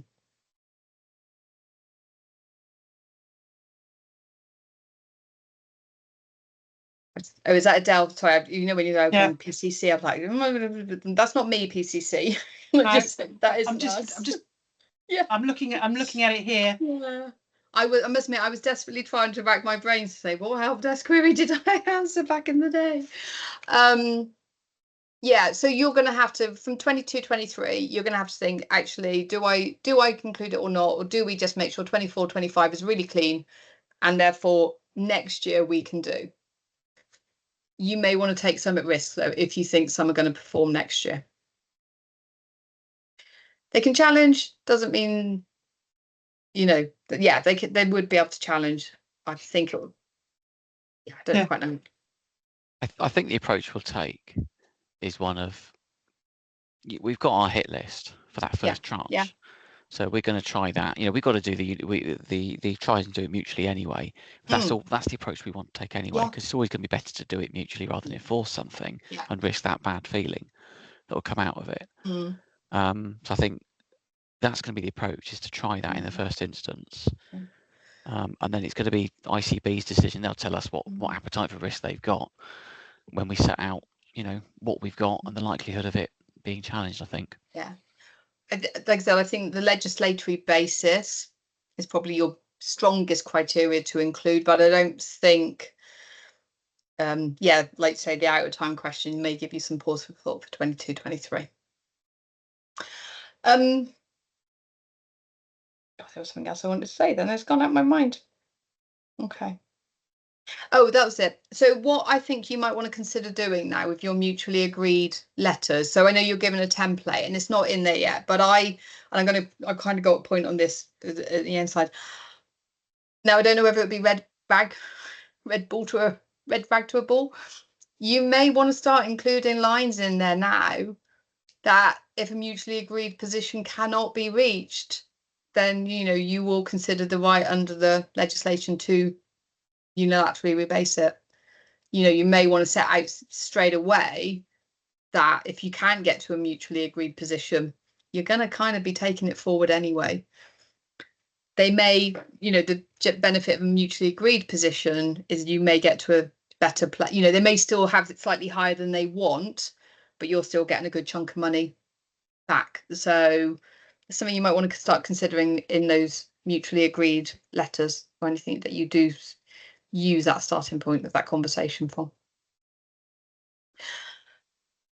I'm just going to talk briefly about the enacting this and actually making it happen. And I kind of stress the fact that it's legislation we got at the moment. We don't have contract. So we're working under regulations. And what the regulations talk about is that when you decide to rebase a contract, you must serve a rebasing notice, allowing a minimum of 28 days from the date of the rebasing notice before taking any action. And you must also specify that notice a rebasing date it considers appropriate, which must be no earlier than the 1st of April, the following financial year. And the legislation defines rebasing notice as a notice in writing sent to the contractor, notifying them of the wording of the proposed rebasing and rebasing date. So to my mind and me using sort of contract notice and things, the rebasing notice is when you're telling them you are doing it and you're doing it to this level and from this date. I know I've seen that some people use it as issuing it as a starting point of the conversation. I think at the moment, without anything being in contract, to me, what they're asking for here is a rebasing notice, is you telling them this is what they're going to have from 1st of April next year. So no problem doing that, because you could then still change it. But I think you might need, when you're looking at your processes, is do you do it more as a informal on the back of the mutually agreed conversation first to see if you can get their agreement, as a proper step before actually issuing the rebasing notice formally?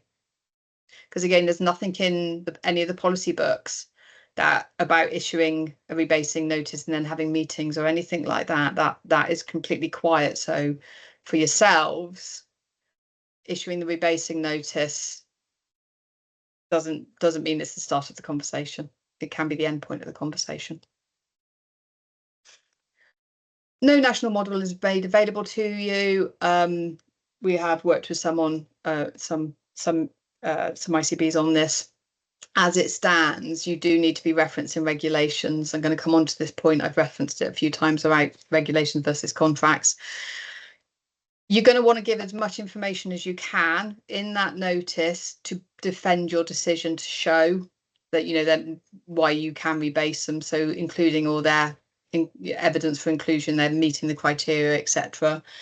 Stating the contract value that is going to be the activity and the value that's going to be going on in next year. So you're going to want to state that clause 77 from 1st of April 2026 will be 9,000 UDAs, not 15,000 UDAs, and Schedule 4 will be. So being very specific in there. And the data rebasing, as I said, it has to be the 1st of April 2026 if you were issuing it this year. Has to be the 1st of April.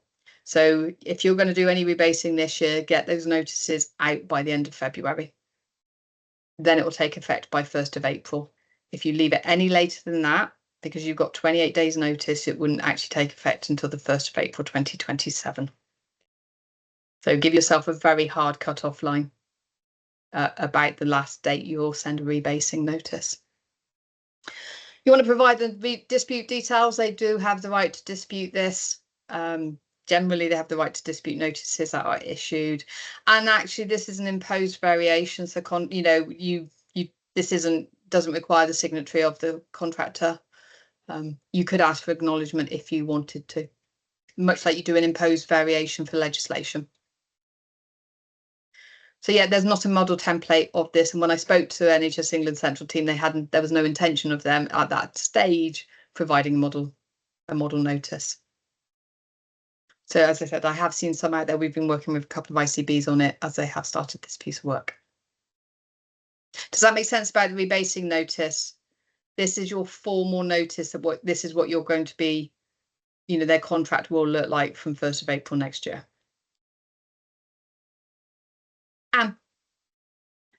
So is this the first thing they see? This shouldn't be a shock to them, presumably, should it? No, you should have had conversations before and emails. And, absolutely. But is this the first formal notification that you would send? Yeah. So unilateral rebasing. Yeah, you would, you'd have those conversations. Like you said, it shouldn't be a surprise. They should have had that mutually agreed conversation anyway. It hasn't got to a place of agreement. You've checked they can fit into the pot. You're going to rebase them. But yes, I would absolutely have talked to them first, let them know this is your intention, either through the mutually agreed process or as a next step between the two. Mm-hmm. But this would be your formal, the way the regulations state it. This is what you're telling them. This is what the rebase will be. Okay. And if they want to change it, they can. You can have that conversation, that discussion, in which case it potentially becomes a mutually agreed rebase at that stage. Okay, it's a bit strange to me that NHS England isn't issuing a standard rebasing notice, given the likely pitfalls and difficulties that ICBs could fall into. I would have thought that it would be beneficial to have something that kind of tightened things up as much as possible to avoid those issues. But happy to work with you guys on that. Like I said, I've worked with a couple of ICBs on it. I mean, it may even get shared for your networks, if you have any sort of links out. Certainly that was the last position when I spoke to them about it, because ICBs had asked me, and they were like, no, there's no intention at that stage. They looked quite shocked when I asked them whether they were providing one or not. Who us? So yeah, rebate, under the regulations, rebasing notice is how you're enacting it. And I'm being quite stressful about that, because at the moment we don't have contract clauses to use, because we haven't got the variation to put it into the contract. And this is going to be my one other cautionary note for you.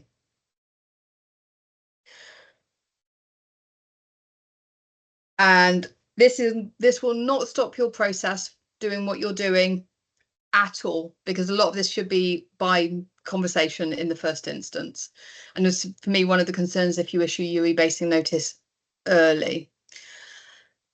There is a clause in the contract which basically says contractors are expected to comply with all other relevant legislation and guidance as issued by the NHS.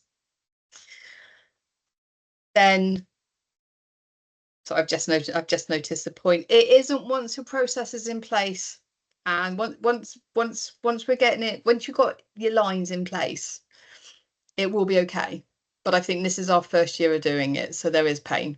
First year of doing it properly. Yeah, it's not been done before, and so we don't know the risks that. And I'm happy. I'm happy to continue working with you guys, for me to review anything, your processes that you'd like me to, just to see if I can flag any, any things I think you might be missing or at risk. Really happy to do that. That's not a problem. And I guess ultimately it comes back to the ICBs, but they do look to us for kind of in certain at certain times they look to us for expertise and I know. Really, so, yeah, and I think you've got it. Don't get me wrong, you guys have got this. You know, it's just I'm flagging some of the questions, but you know, some of the bits you just might need to pay a bit more attention to. Yeah, which is really helpful, definitely. You know, because you've absolutely got this. You know, you know the contracts and everything, so it's just giving yourself that little bit of a tick box exercise. Okay, no, I know I can do this because X, Y, and Z. So yeah, thank you.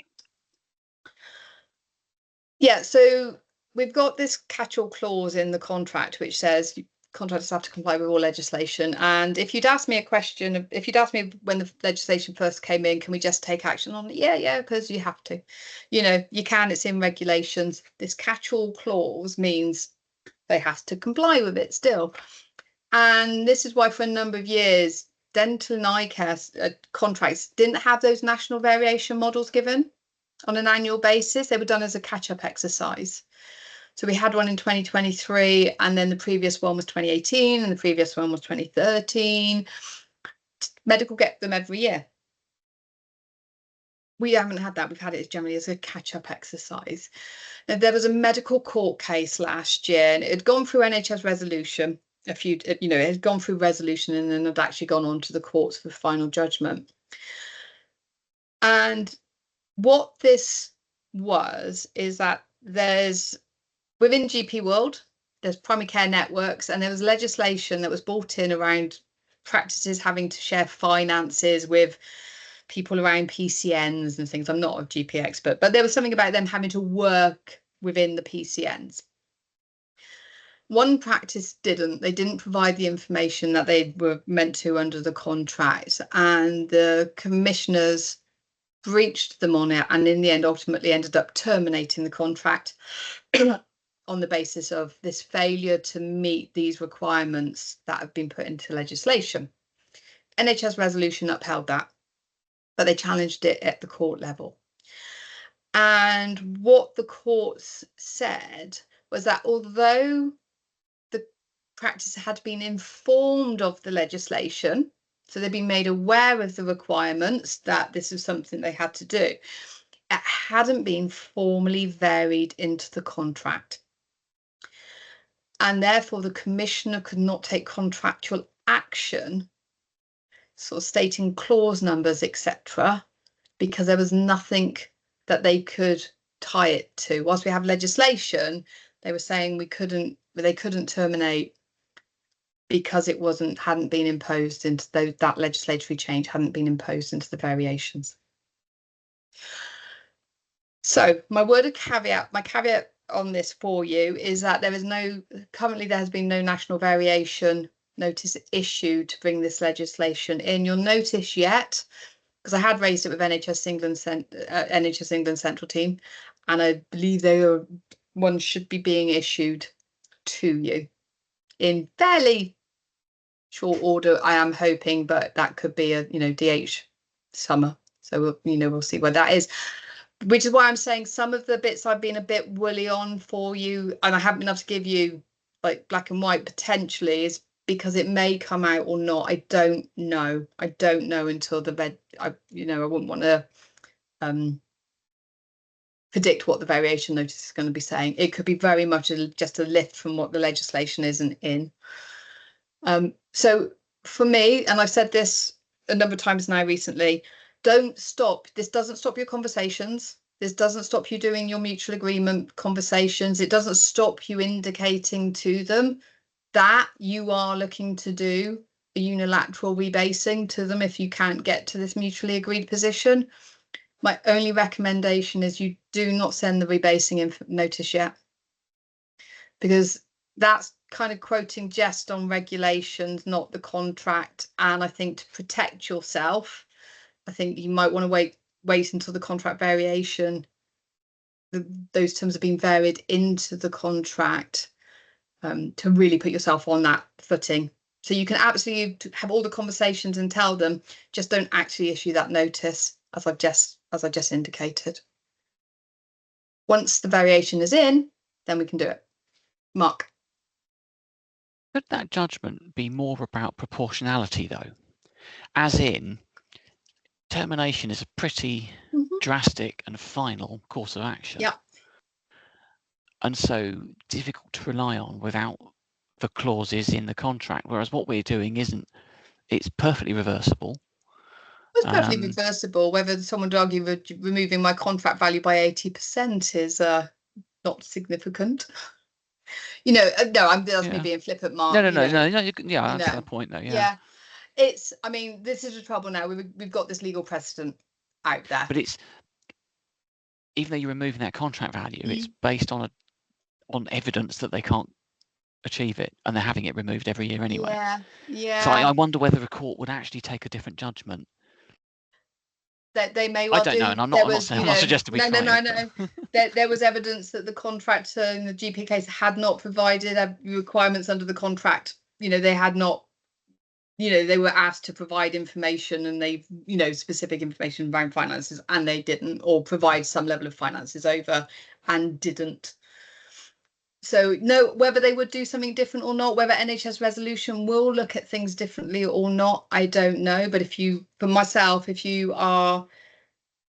to minimise your risk of potential challenge of someone, a lawyer looking at that and going, well, actually, they've only issued it based on regulations, not contracts. Yeah. Then might be something I want to consider. If you don't get one nationally, and I would say if you don't get one nationally by about Christmas, you may want to consider issuing your own. You've got to do 14 days notice, because then you need to be able to do 28 days notice on the variation on the rebasing notice. So I would say if you haven't by Christmas had anything nationally, you may want to consider issuing your own variation notice. Can we do that outside of agreement though? Because I thought it was only national ones that were done that don't need. But they're only no. So you're imposing through legislation. Okay. So as long as you're imposing clauses in because it's done by legislation, it's not. Then and you are the signed contract holders now. We've looked at this. Ideally, you're going to get it nationally because the risk the risk is if you do it yourself is you may change clause numbers in a way that doesn't quite match any future variation. So you may end up having to do it twice to make it match, which is why I say if you can wait to the national one, wait. Yeah, I think I'm probably safe in saying we won't be doing this. Yeah. I can't see the ICB sanctioning it, to be honest. No. Basically, it says if in terms of the variation by imposed, it's reasonably satisfied as necessary to vary the contract so as to comply with the Act, any regulations pursuant to the Act, or any direction given. So it allows you to, because it's legislatory change, that you can impose it in without agreement. But yeah, there's some big caveats on it. As I said, if you can wait for the national, but if you think it's going to put another stop in it, then maybe consider your own. Could you add it in as a schedule? Do it as a schedule at the end. Yeah, you could do it at the moment, do it like that, and then remove it out as necessary. It will sit under the variation section of the contract. When you read how the regulations write, it's asking you to input it in, add it as a new section in the variations bit. But I would say let's pause that thought. My point around that one was basically just as the rebasing notice, as I read it for the regulations, is you're basically saying that as of the 1st of April, you're doing this and it's being imposed because I can through these regulations. I wouldn't issue the formal notices just yet. In terms of your process, you're going to be looking at mid-year and you're going to be looking now, aren't you, at your year-end processes and doing your pot right now. So please do. I don't think it'll create much of a delay for you, if that makes any sense. Waiting for a variation notice to come out. I hate it feels like I've make it sound like you're not going to be able to do this, because you absolutely are going to be able to do this. It really is. So 25-26 will be for next year. but yeah, so depending where you draw your line, absolutely. If you're deciding not to do 22, 23, then yeah, you're going to need to make sure you've got 25, 26 in line. This is absolutely a right you have. I think, unfortunately, I think NHS England did make it a little bit more woolly with you with those extra guidelines part.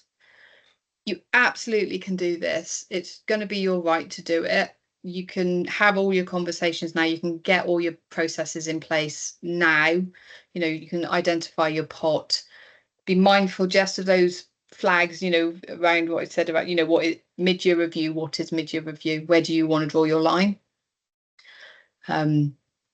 And that down your risk. So I think, yeah, it's absolutely doable. You absolutely can do it. Hopefully what I've been doing today might feel like I'm just putting the obstacles in the path, but what I hope it actually is just gives you the questions you need to answer to make sure you've got a robust system in place.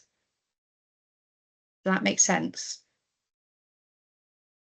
I just tried to put this just a little bit of a process for you, and bringing in what NHS England asked you for around year-end guidance, which is about starting with a mutually agreed process.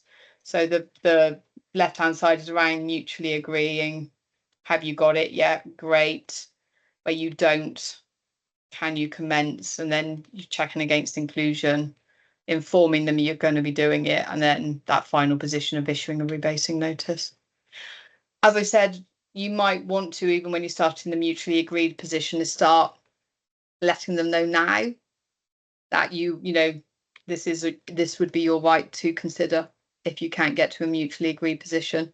You may find that they bring you much more likely to bring to the table. And people are doing it, as I say, even with that 22, 23 late notice, the 90%. I do know ICBs are looking at it. And are looking to do it this year based on those 3-year windows. Any questions, thoughts on any of that I've just gone through?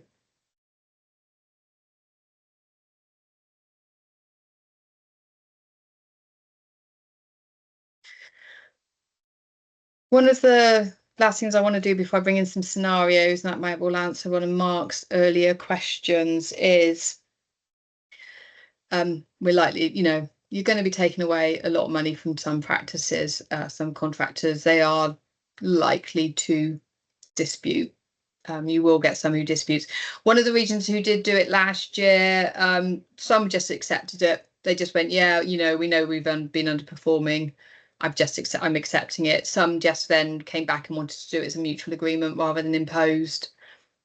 So it has happened. So nothing's been gone through local, nothing's gone to NHS resolution yet.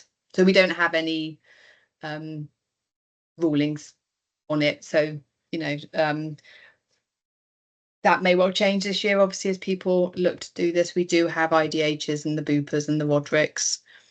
So, you know, they will be looking at their position about what, you know, about how it might be being managed, what they want to take as their line in the sand, if that makes any sense. So they have the right. So that's going to be the crux, yeah, the big corporates with the money behind them. Yeah. Yeah. And the amount of money that they make from their contract values that they don't deliver because it's interest-free loan. Yeah. Yeah. So there'd be the test cases, I would have thought. So the region that had it, there was they did have a couple of the corporates there. So they did have some of the corporates included in their pot. I think there were some of their potentially smaller cases. So maybe didn't fight so hard for those ones. But some of your larger ones, they may fight a little bit harder. I think Roderick's didn't want it as imposed. They were looking to see if they could get it done as a mutually agreed rebasing rather than an imposed position. So they've obviously got something about why they would prefer it to be mutually agreed rather than rebased, imposed rebase. But again, that would need both signatories. ICB could still go ahead and rebase if they wanted to. So the reason I mentioned in disputes is about your record keeping. and your decision-making process and everything that we've kind of been touching on around where you want to draw your lines. NHS resolution, any case that goes through to NHS resolution, they will look at they can only look at the evidence that's in front of them. So they can only look at what you can provide them. They won't read, they won't make their own investigations. They won't read between the lines of anything. It is what is there. They will look, hopefully, they would, whilst you can provide supplemental information to them, and it was kind of added to the pack after the fact, actually, you know, contemporaneous records, being able to show that email dated that date, that telephone call in the notes taken of that date, that is what they're going to look for. And that's the evidence that you're going to be able, you know, you need to be able to submit to show why this practice has been included, why they're, you know, that the communication you've had with them, showing that they meet the criteria that needs to be included, that you're only rebasing them to the highest of those 3 levels. That's all the information, your governance process, you know, that's been signed off by. This is everything that NHS resolution will look at for formal purposes, because they, as I say, they will only look at what's put in front of them. So they have the right to dispute it, or will go to local dispute resolution first. If necessary, it may go on further. And this is only around NHS resolution. If some may want to take it through the court route if they have that ability, but as I say, from an NHS resolution, just an example here that they are looking at. This was actually a voluntary dental contract variation, so the letter of representations is just a highlight of a few points that they asked for, and you can see here the information that the commissioner kind of included was being able to show the letter that was sent, you know, with the information that was provided in it, that they were able to, the meeting notes that was held, and they were dated, the letter from the provider, etc., and they've shown it as scanned BSA letters.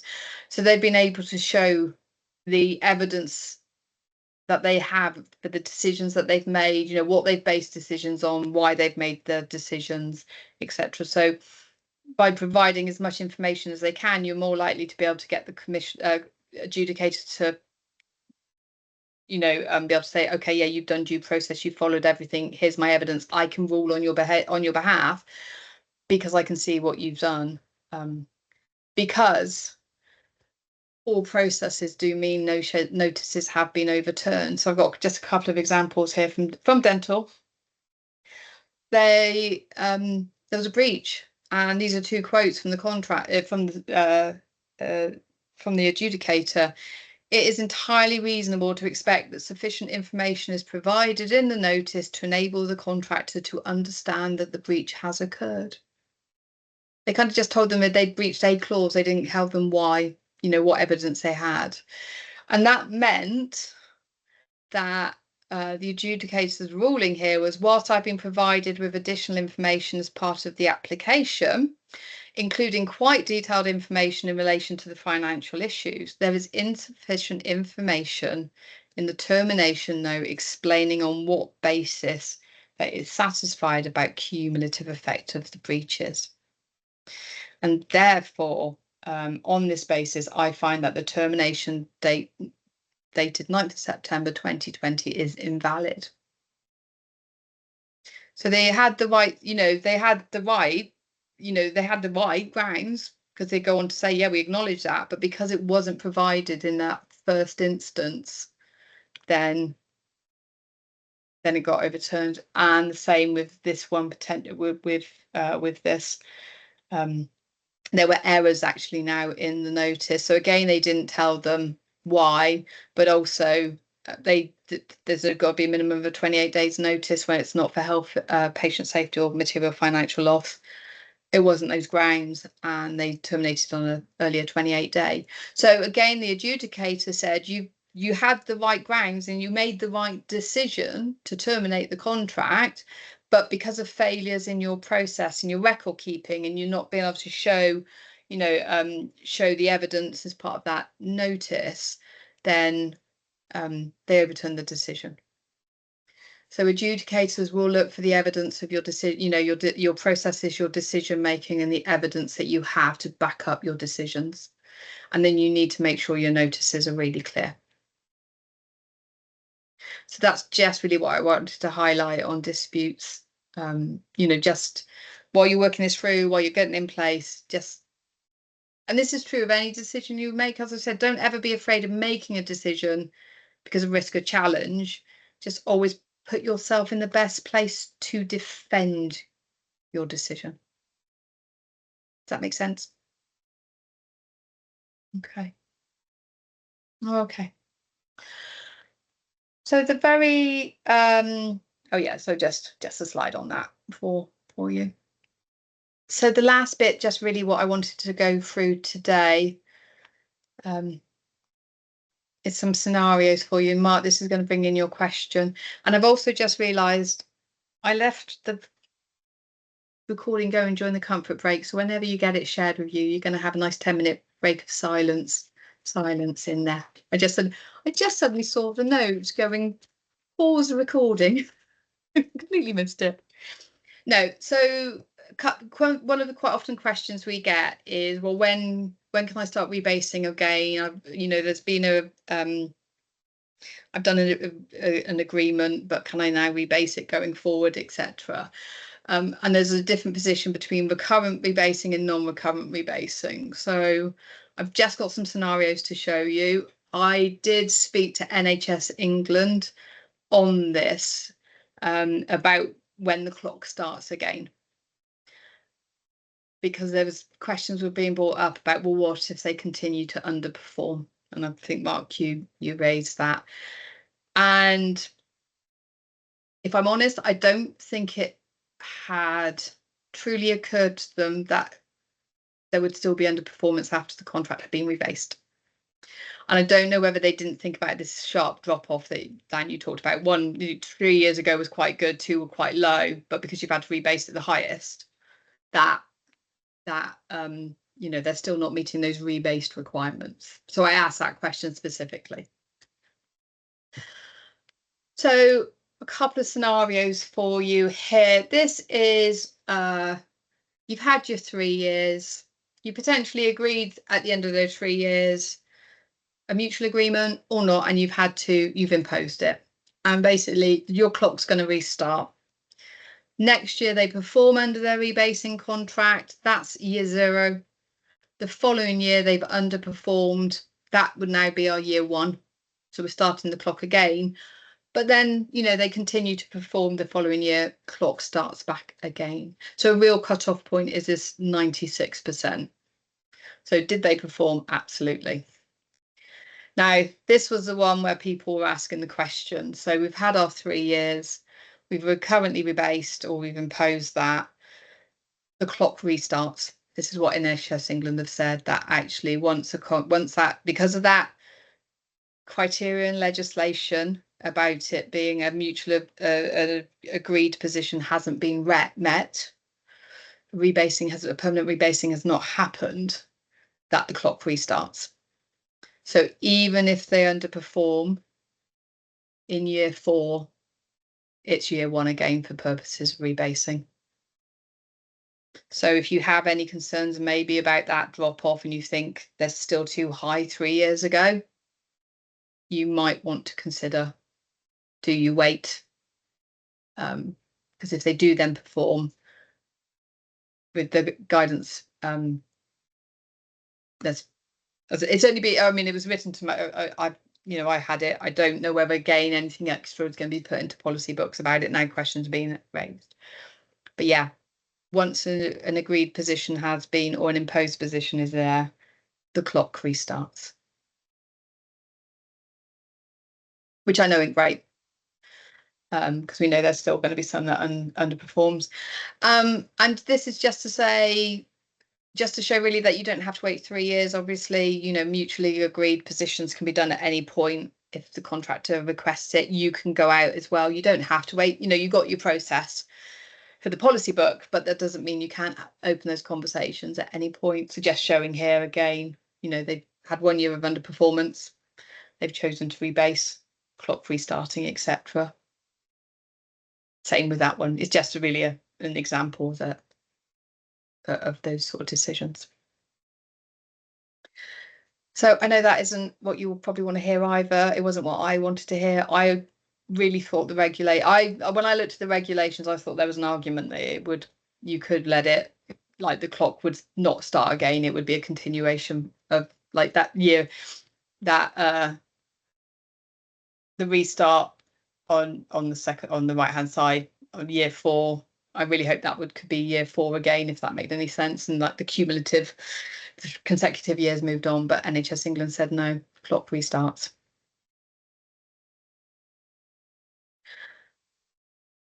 The other bit around recurrent rebasing is non-recurrent rebasing. So you are potentially asked at mid-year to do a non-recurrent rebasing if it was felt appropriate. You may have other requests for non-recurrent rebasing in year. What they've said here is that if they still under-deliver against that new in-year rebased contract value, then it can be included. So we are looking now at that new 1 year's in-year variation amount to deem their performance again. So I got a slide on that in a moment. But they did go on to say that actually, if you're doing this non-recurrent non-recurrent basing, it's due to exceptional reasons. And again, they've not given you any criteria around exceptional reasons, whether you link it to force majeure or not. But basically, it says you're not including it in the 3-year window, but it doesn't break the 3-year window. So again, I've just got a couple of scenarios to help bring that to life. So the first one, we've underperformed in the 1 year. We've agreed that for the following year, we're going to have a non-recurrent rebase. It's going to be a non-recurrent for a single year only. But at the end of that year, they have performed against it. They've met that 96%. Therefore, that's resetting the clock. That's year 0. The next year, they've gone back up to their standard variation. They've performed on it. That's year 1. So this non-year variation where they perform resets the clock. But if they don't perform, if they still can't meet that 96% of their in-year of their non-recurrent variations, apologies, then the clock continues. So it becomes year 2. And then obviously year 3, I'm showing here that they continue to underperform, and in which case we can do the imposed variations, as long as that, obviously all other criteria is met. So that's what it would look like for non-recurrent. And just to show that actually, oh, sorry, that second line should be removed. I thought I deleted them. Ignore the non-recurrent rebase for next financial year. I want you to look at year 2s, where it's actually an in-year. You're agreeing in-year, and it's the same principles. So even though it might be an in-year rebase, it's not for a full year. You're looking at whatever that contract value is for that particular financial year, to whether they've performed or not performed. So maybe that mid-year one, you may not want to do an in-year variation to reduce it if you think it might affect your ability to do an imposed rebase within that 3-year window. And then the final ones that I talked about was the where it's exceptional circumstances, that you're not going to count it, but it doesn't break the clock. It doesn't start the clock again. So we've underperformed in year 1. Within year 2, we've given them an in-year variation for exceptional circumstances. They've underperformed. It doesn't matter. We're not counting it. Next year, they continue to underperform. That's our new year 2.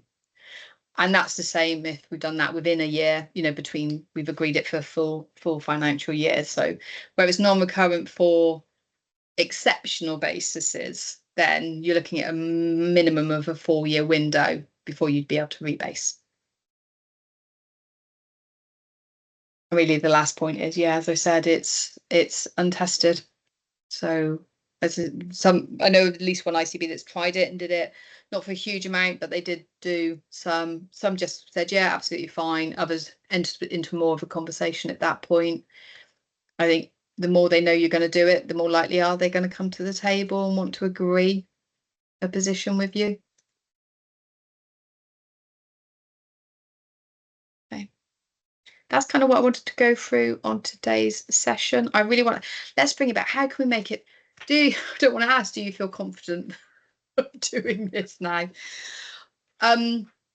Yeah, I really don't want it to be like, this isn't something you should do. I think it's absolutely something that is a real tool in your box now as commissioners. It's a real tool.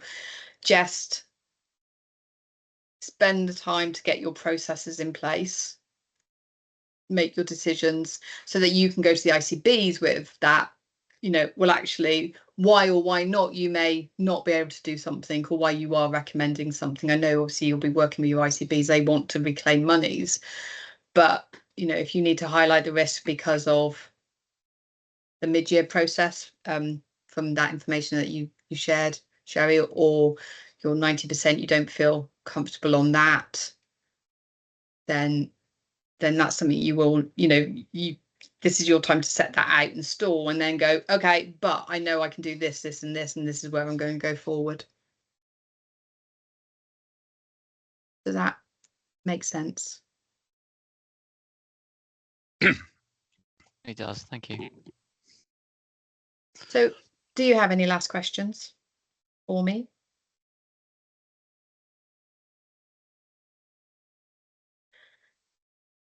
No. I thought I had a slide in.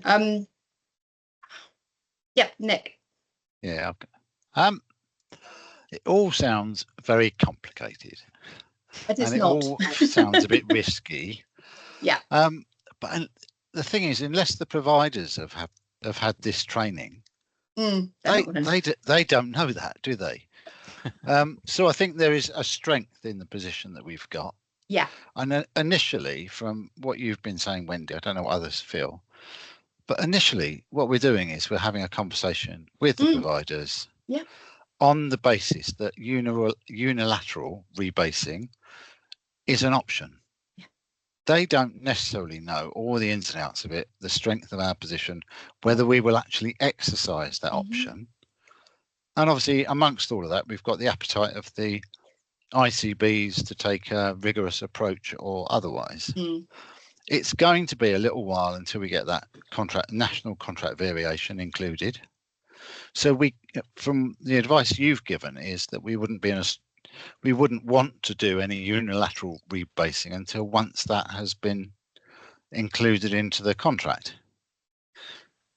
So my word of that is based on that court case, it potentially becomes another challengeable route. I will say that the ICBs who did it last year used the regulations. They used the wording of the regulations as it was, so they quoted those to use it. But yes, to strengthen your position, I would wait until the terms have been varied in, whether you do that nationally or you do it yourself. Yeah. But none of this stops you having those initial conversations. Absolutely none of it stops those initial conversations. No, and if you get down to those sorts of, that all feels quite basic and straightforward. Yeah, yeah. It's just, it is a little bit, I've been working with someone on setting up the spreadsheet. I know that sounds really daft, doesn't it? But actually just that, do I know who initially would fit into all of the criteria? And because then that will help you concentrate the mind as well. You know, how big a picture it's going to be. Yeah. Likeliness. I knew there was two other things I was going to say. Sherry, and I don't know if you had your hand up for adding this. So yeah, advise your LDCs. You're asked to advise your LDCs with most things, aren't you, about what you're being able to do. Yeah, easier if we done it at the end of the minimum. Oh, wouldn't it have been great?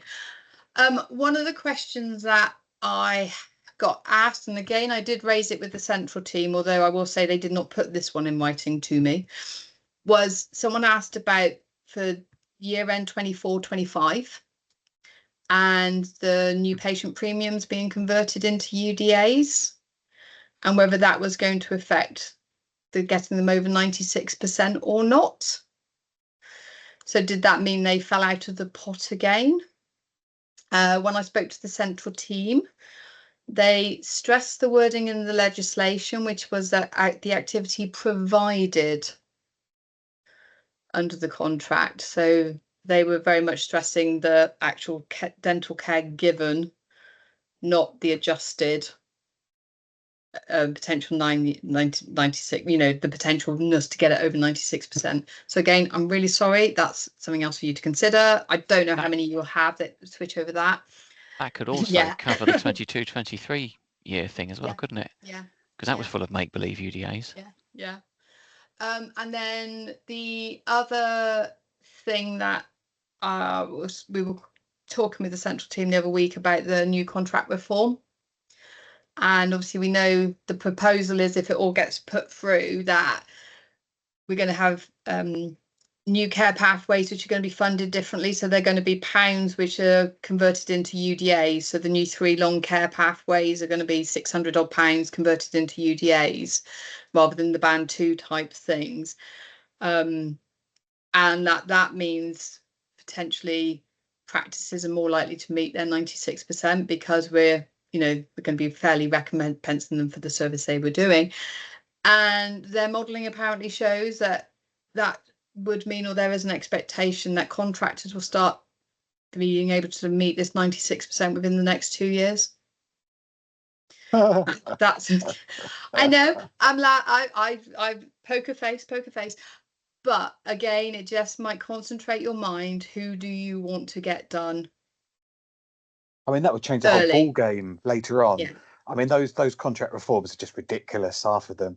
No extra money is going to be provided. It's going to use up activity more. It's going to complicate the whole system immensely with, 5 carious teeth, you get 800 quid. Urgent dental care, you'll get 70 quid for a 5-minute job. Yeah, sorry, it's crazy. I've said it before and I wasn't going to say it, but contract reform needs one major thing, that any clawbacks that a practice has, which is an interest-free loan, as we know, any clawback is subject to interest and a surcharge the following year, rather than collecting it over 8, 9, 10, 12 installments, interest-free. I get this is just me guessing on. If something was written into contract reform that said if you are under 96%, for example, and you've got a clawback, you will get an automatic 7.5% surcharge the following year, and it's charged at 8.5% APR or something. That will stop half of them underperforming. Above base rate. Do you? Oh, I'm gonna say, because technically how it's written is probably. If I was being really naughty, on the issuing of a breach notice, you are able to withhold or deduct monies in relation to that breach. Now, technically, that's how we're able to recover monies, because we're technically doing it via the breach notice. It doesn't. It's in relation to that breach. Does that mean it couldn't have extra added on top of it? Obviously, that's me being very cheeky. It's never going to happen. But with breach remedial notices, again, if you've been on my course, I love saying this, you can withhold and deduct monies alongside that breach remedial notice. So you can, money concentrates the mind, doesn't it? Sometimes. No, Dan, I actually had the question into the help desk today about interest on repayments. There's nothing in the SFE or anything like that. No, there's nothing. No, it's a major change, isn't it? But, Interestingly, disputes. So if you ever get one that goes through to disputes on this, they've actually they issue guidance around this, which is if people don't apply for interest, they won't award it. But if you do apply for interest, then they may award it, and it'll be up to 8% over the current interest rate. So just as an aside on disputes and things on interest, if they do this and don't challenge it. I'm just making the point, just helping you concentrate the mind around who you might want to do earlier rather than later. And I can see in the chat you've been mentioning the fact that ADG and are talking to the bigger groups, etc. I mean, that's where the money lies. Of course, it's the corporate, the limited companies getting their share prices propped up by fictitious annual values that they're never going to deliver, but they get the money now to pay it back interest free the next year. No other public service organisation gives out interest free loans. You know, tax deducted student loans. You'll get interest on it, don't they? Dentistry is the only one that gives them this money up front, millions of pounds, that then they don't deliver and they can pay back the interest free a year or maybe even later. I share the frustrations. Had it back in 2006 when they came in. Mark.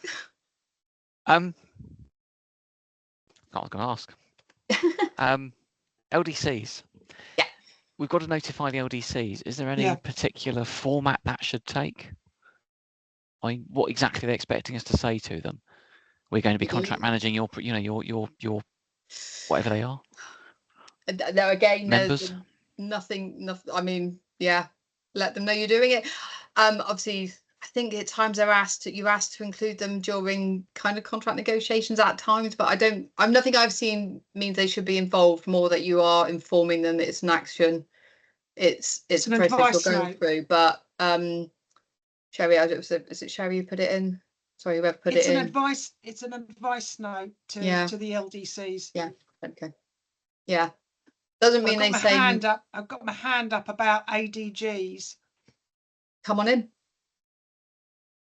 Mike and I are going to have a meeting with the BSA on the 14th of August. I don't know if everyone is aware of this, but each year we've been giving out the early repayment schemes to contractors so that they can start paying back their underperformance ahead of time. The ADGs, and it's a wrong classification, the big limited companies do not join in that. They don't have to. No. They don't volunteer to. Instead of which they come along and ask us to take money off of a contract in another area. So we're raising it on the 14th to say with this BSA group. I don't think that's right. If you've been offered the early repayment scheme as a contractor, if you are underperforming, you should do everything you can to minimize the financial impact on everyone at that point in time. And why aren't they doing it? Yeah. Because I'm not convinced, this is a completely personal opinion, that BSA group is actually acting in the best interests of the ICBs and ourselves.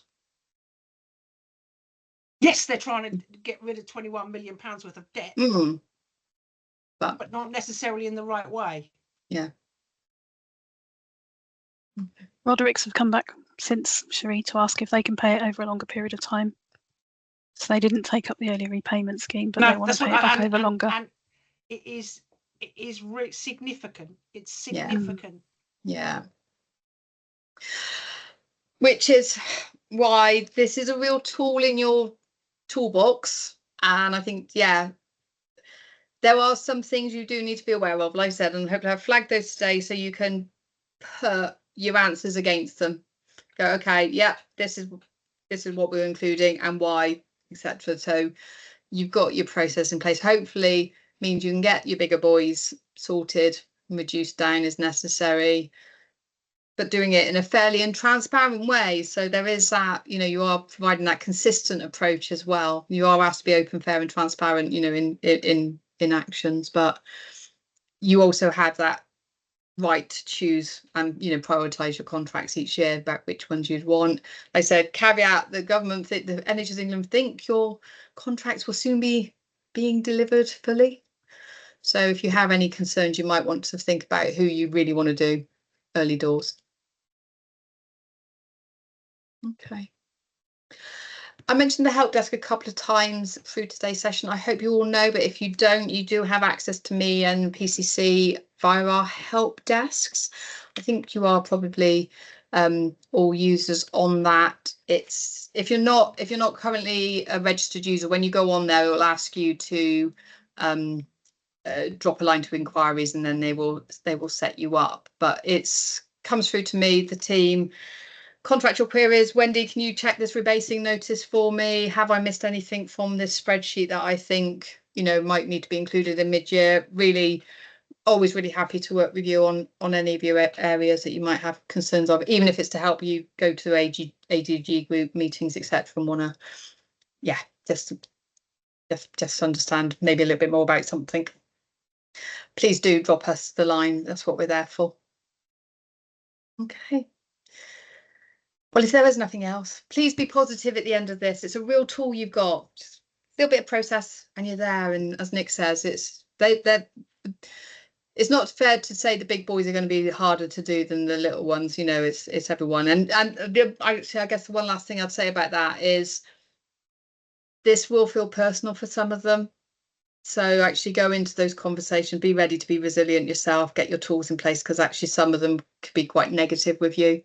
You know, if you are looking to rebase contracts quite, you know, significantly. So that would be my thing for yourselves. Just be prepared. Some people aren't going to like these conversations. It could be quite hard. And as much as we don't like to do it, we do take things personally, don't we? Even though we know it's not aimed at us. But yeah. Okay. I'll send you the slides, so you'll have this after today, any references, and obviously, like I said, any questions, drop them in the help desk and I'll get back to you. I did put a link in earlier. It was around an evaluation for today's session. If you have a moment, please just take, it's only a half dozen questions, just a little bit of feedback from today's session. But if not, I will look forward to seeing you at some point in the future. Dental courses are now live from September onwards. If you need to come on any of our sort of training courses, or if there's anything else like this that you want, let me know. We'll see what we can do. Thanks, Wendy. Thanks, Wendy. Have a good Thank day. you. Cheers. Bye. Thank you. Thank you.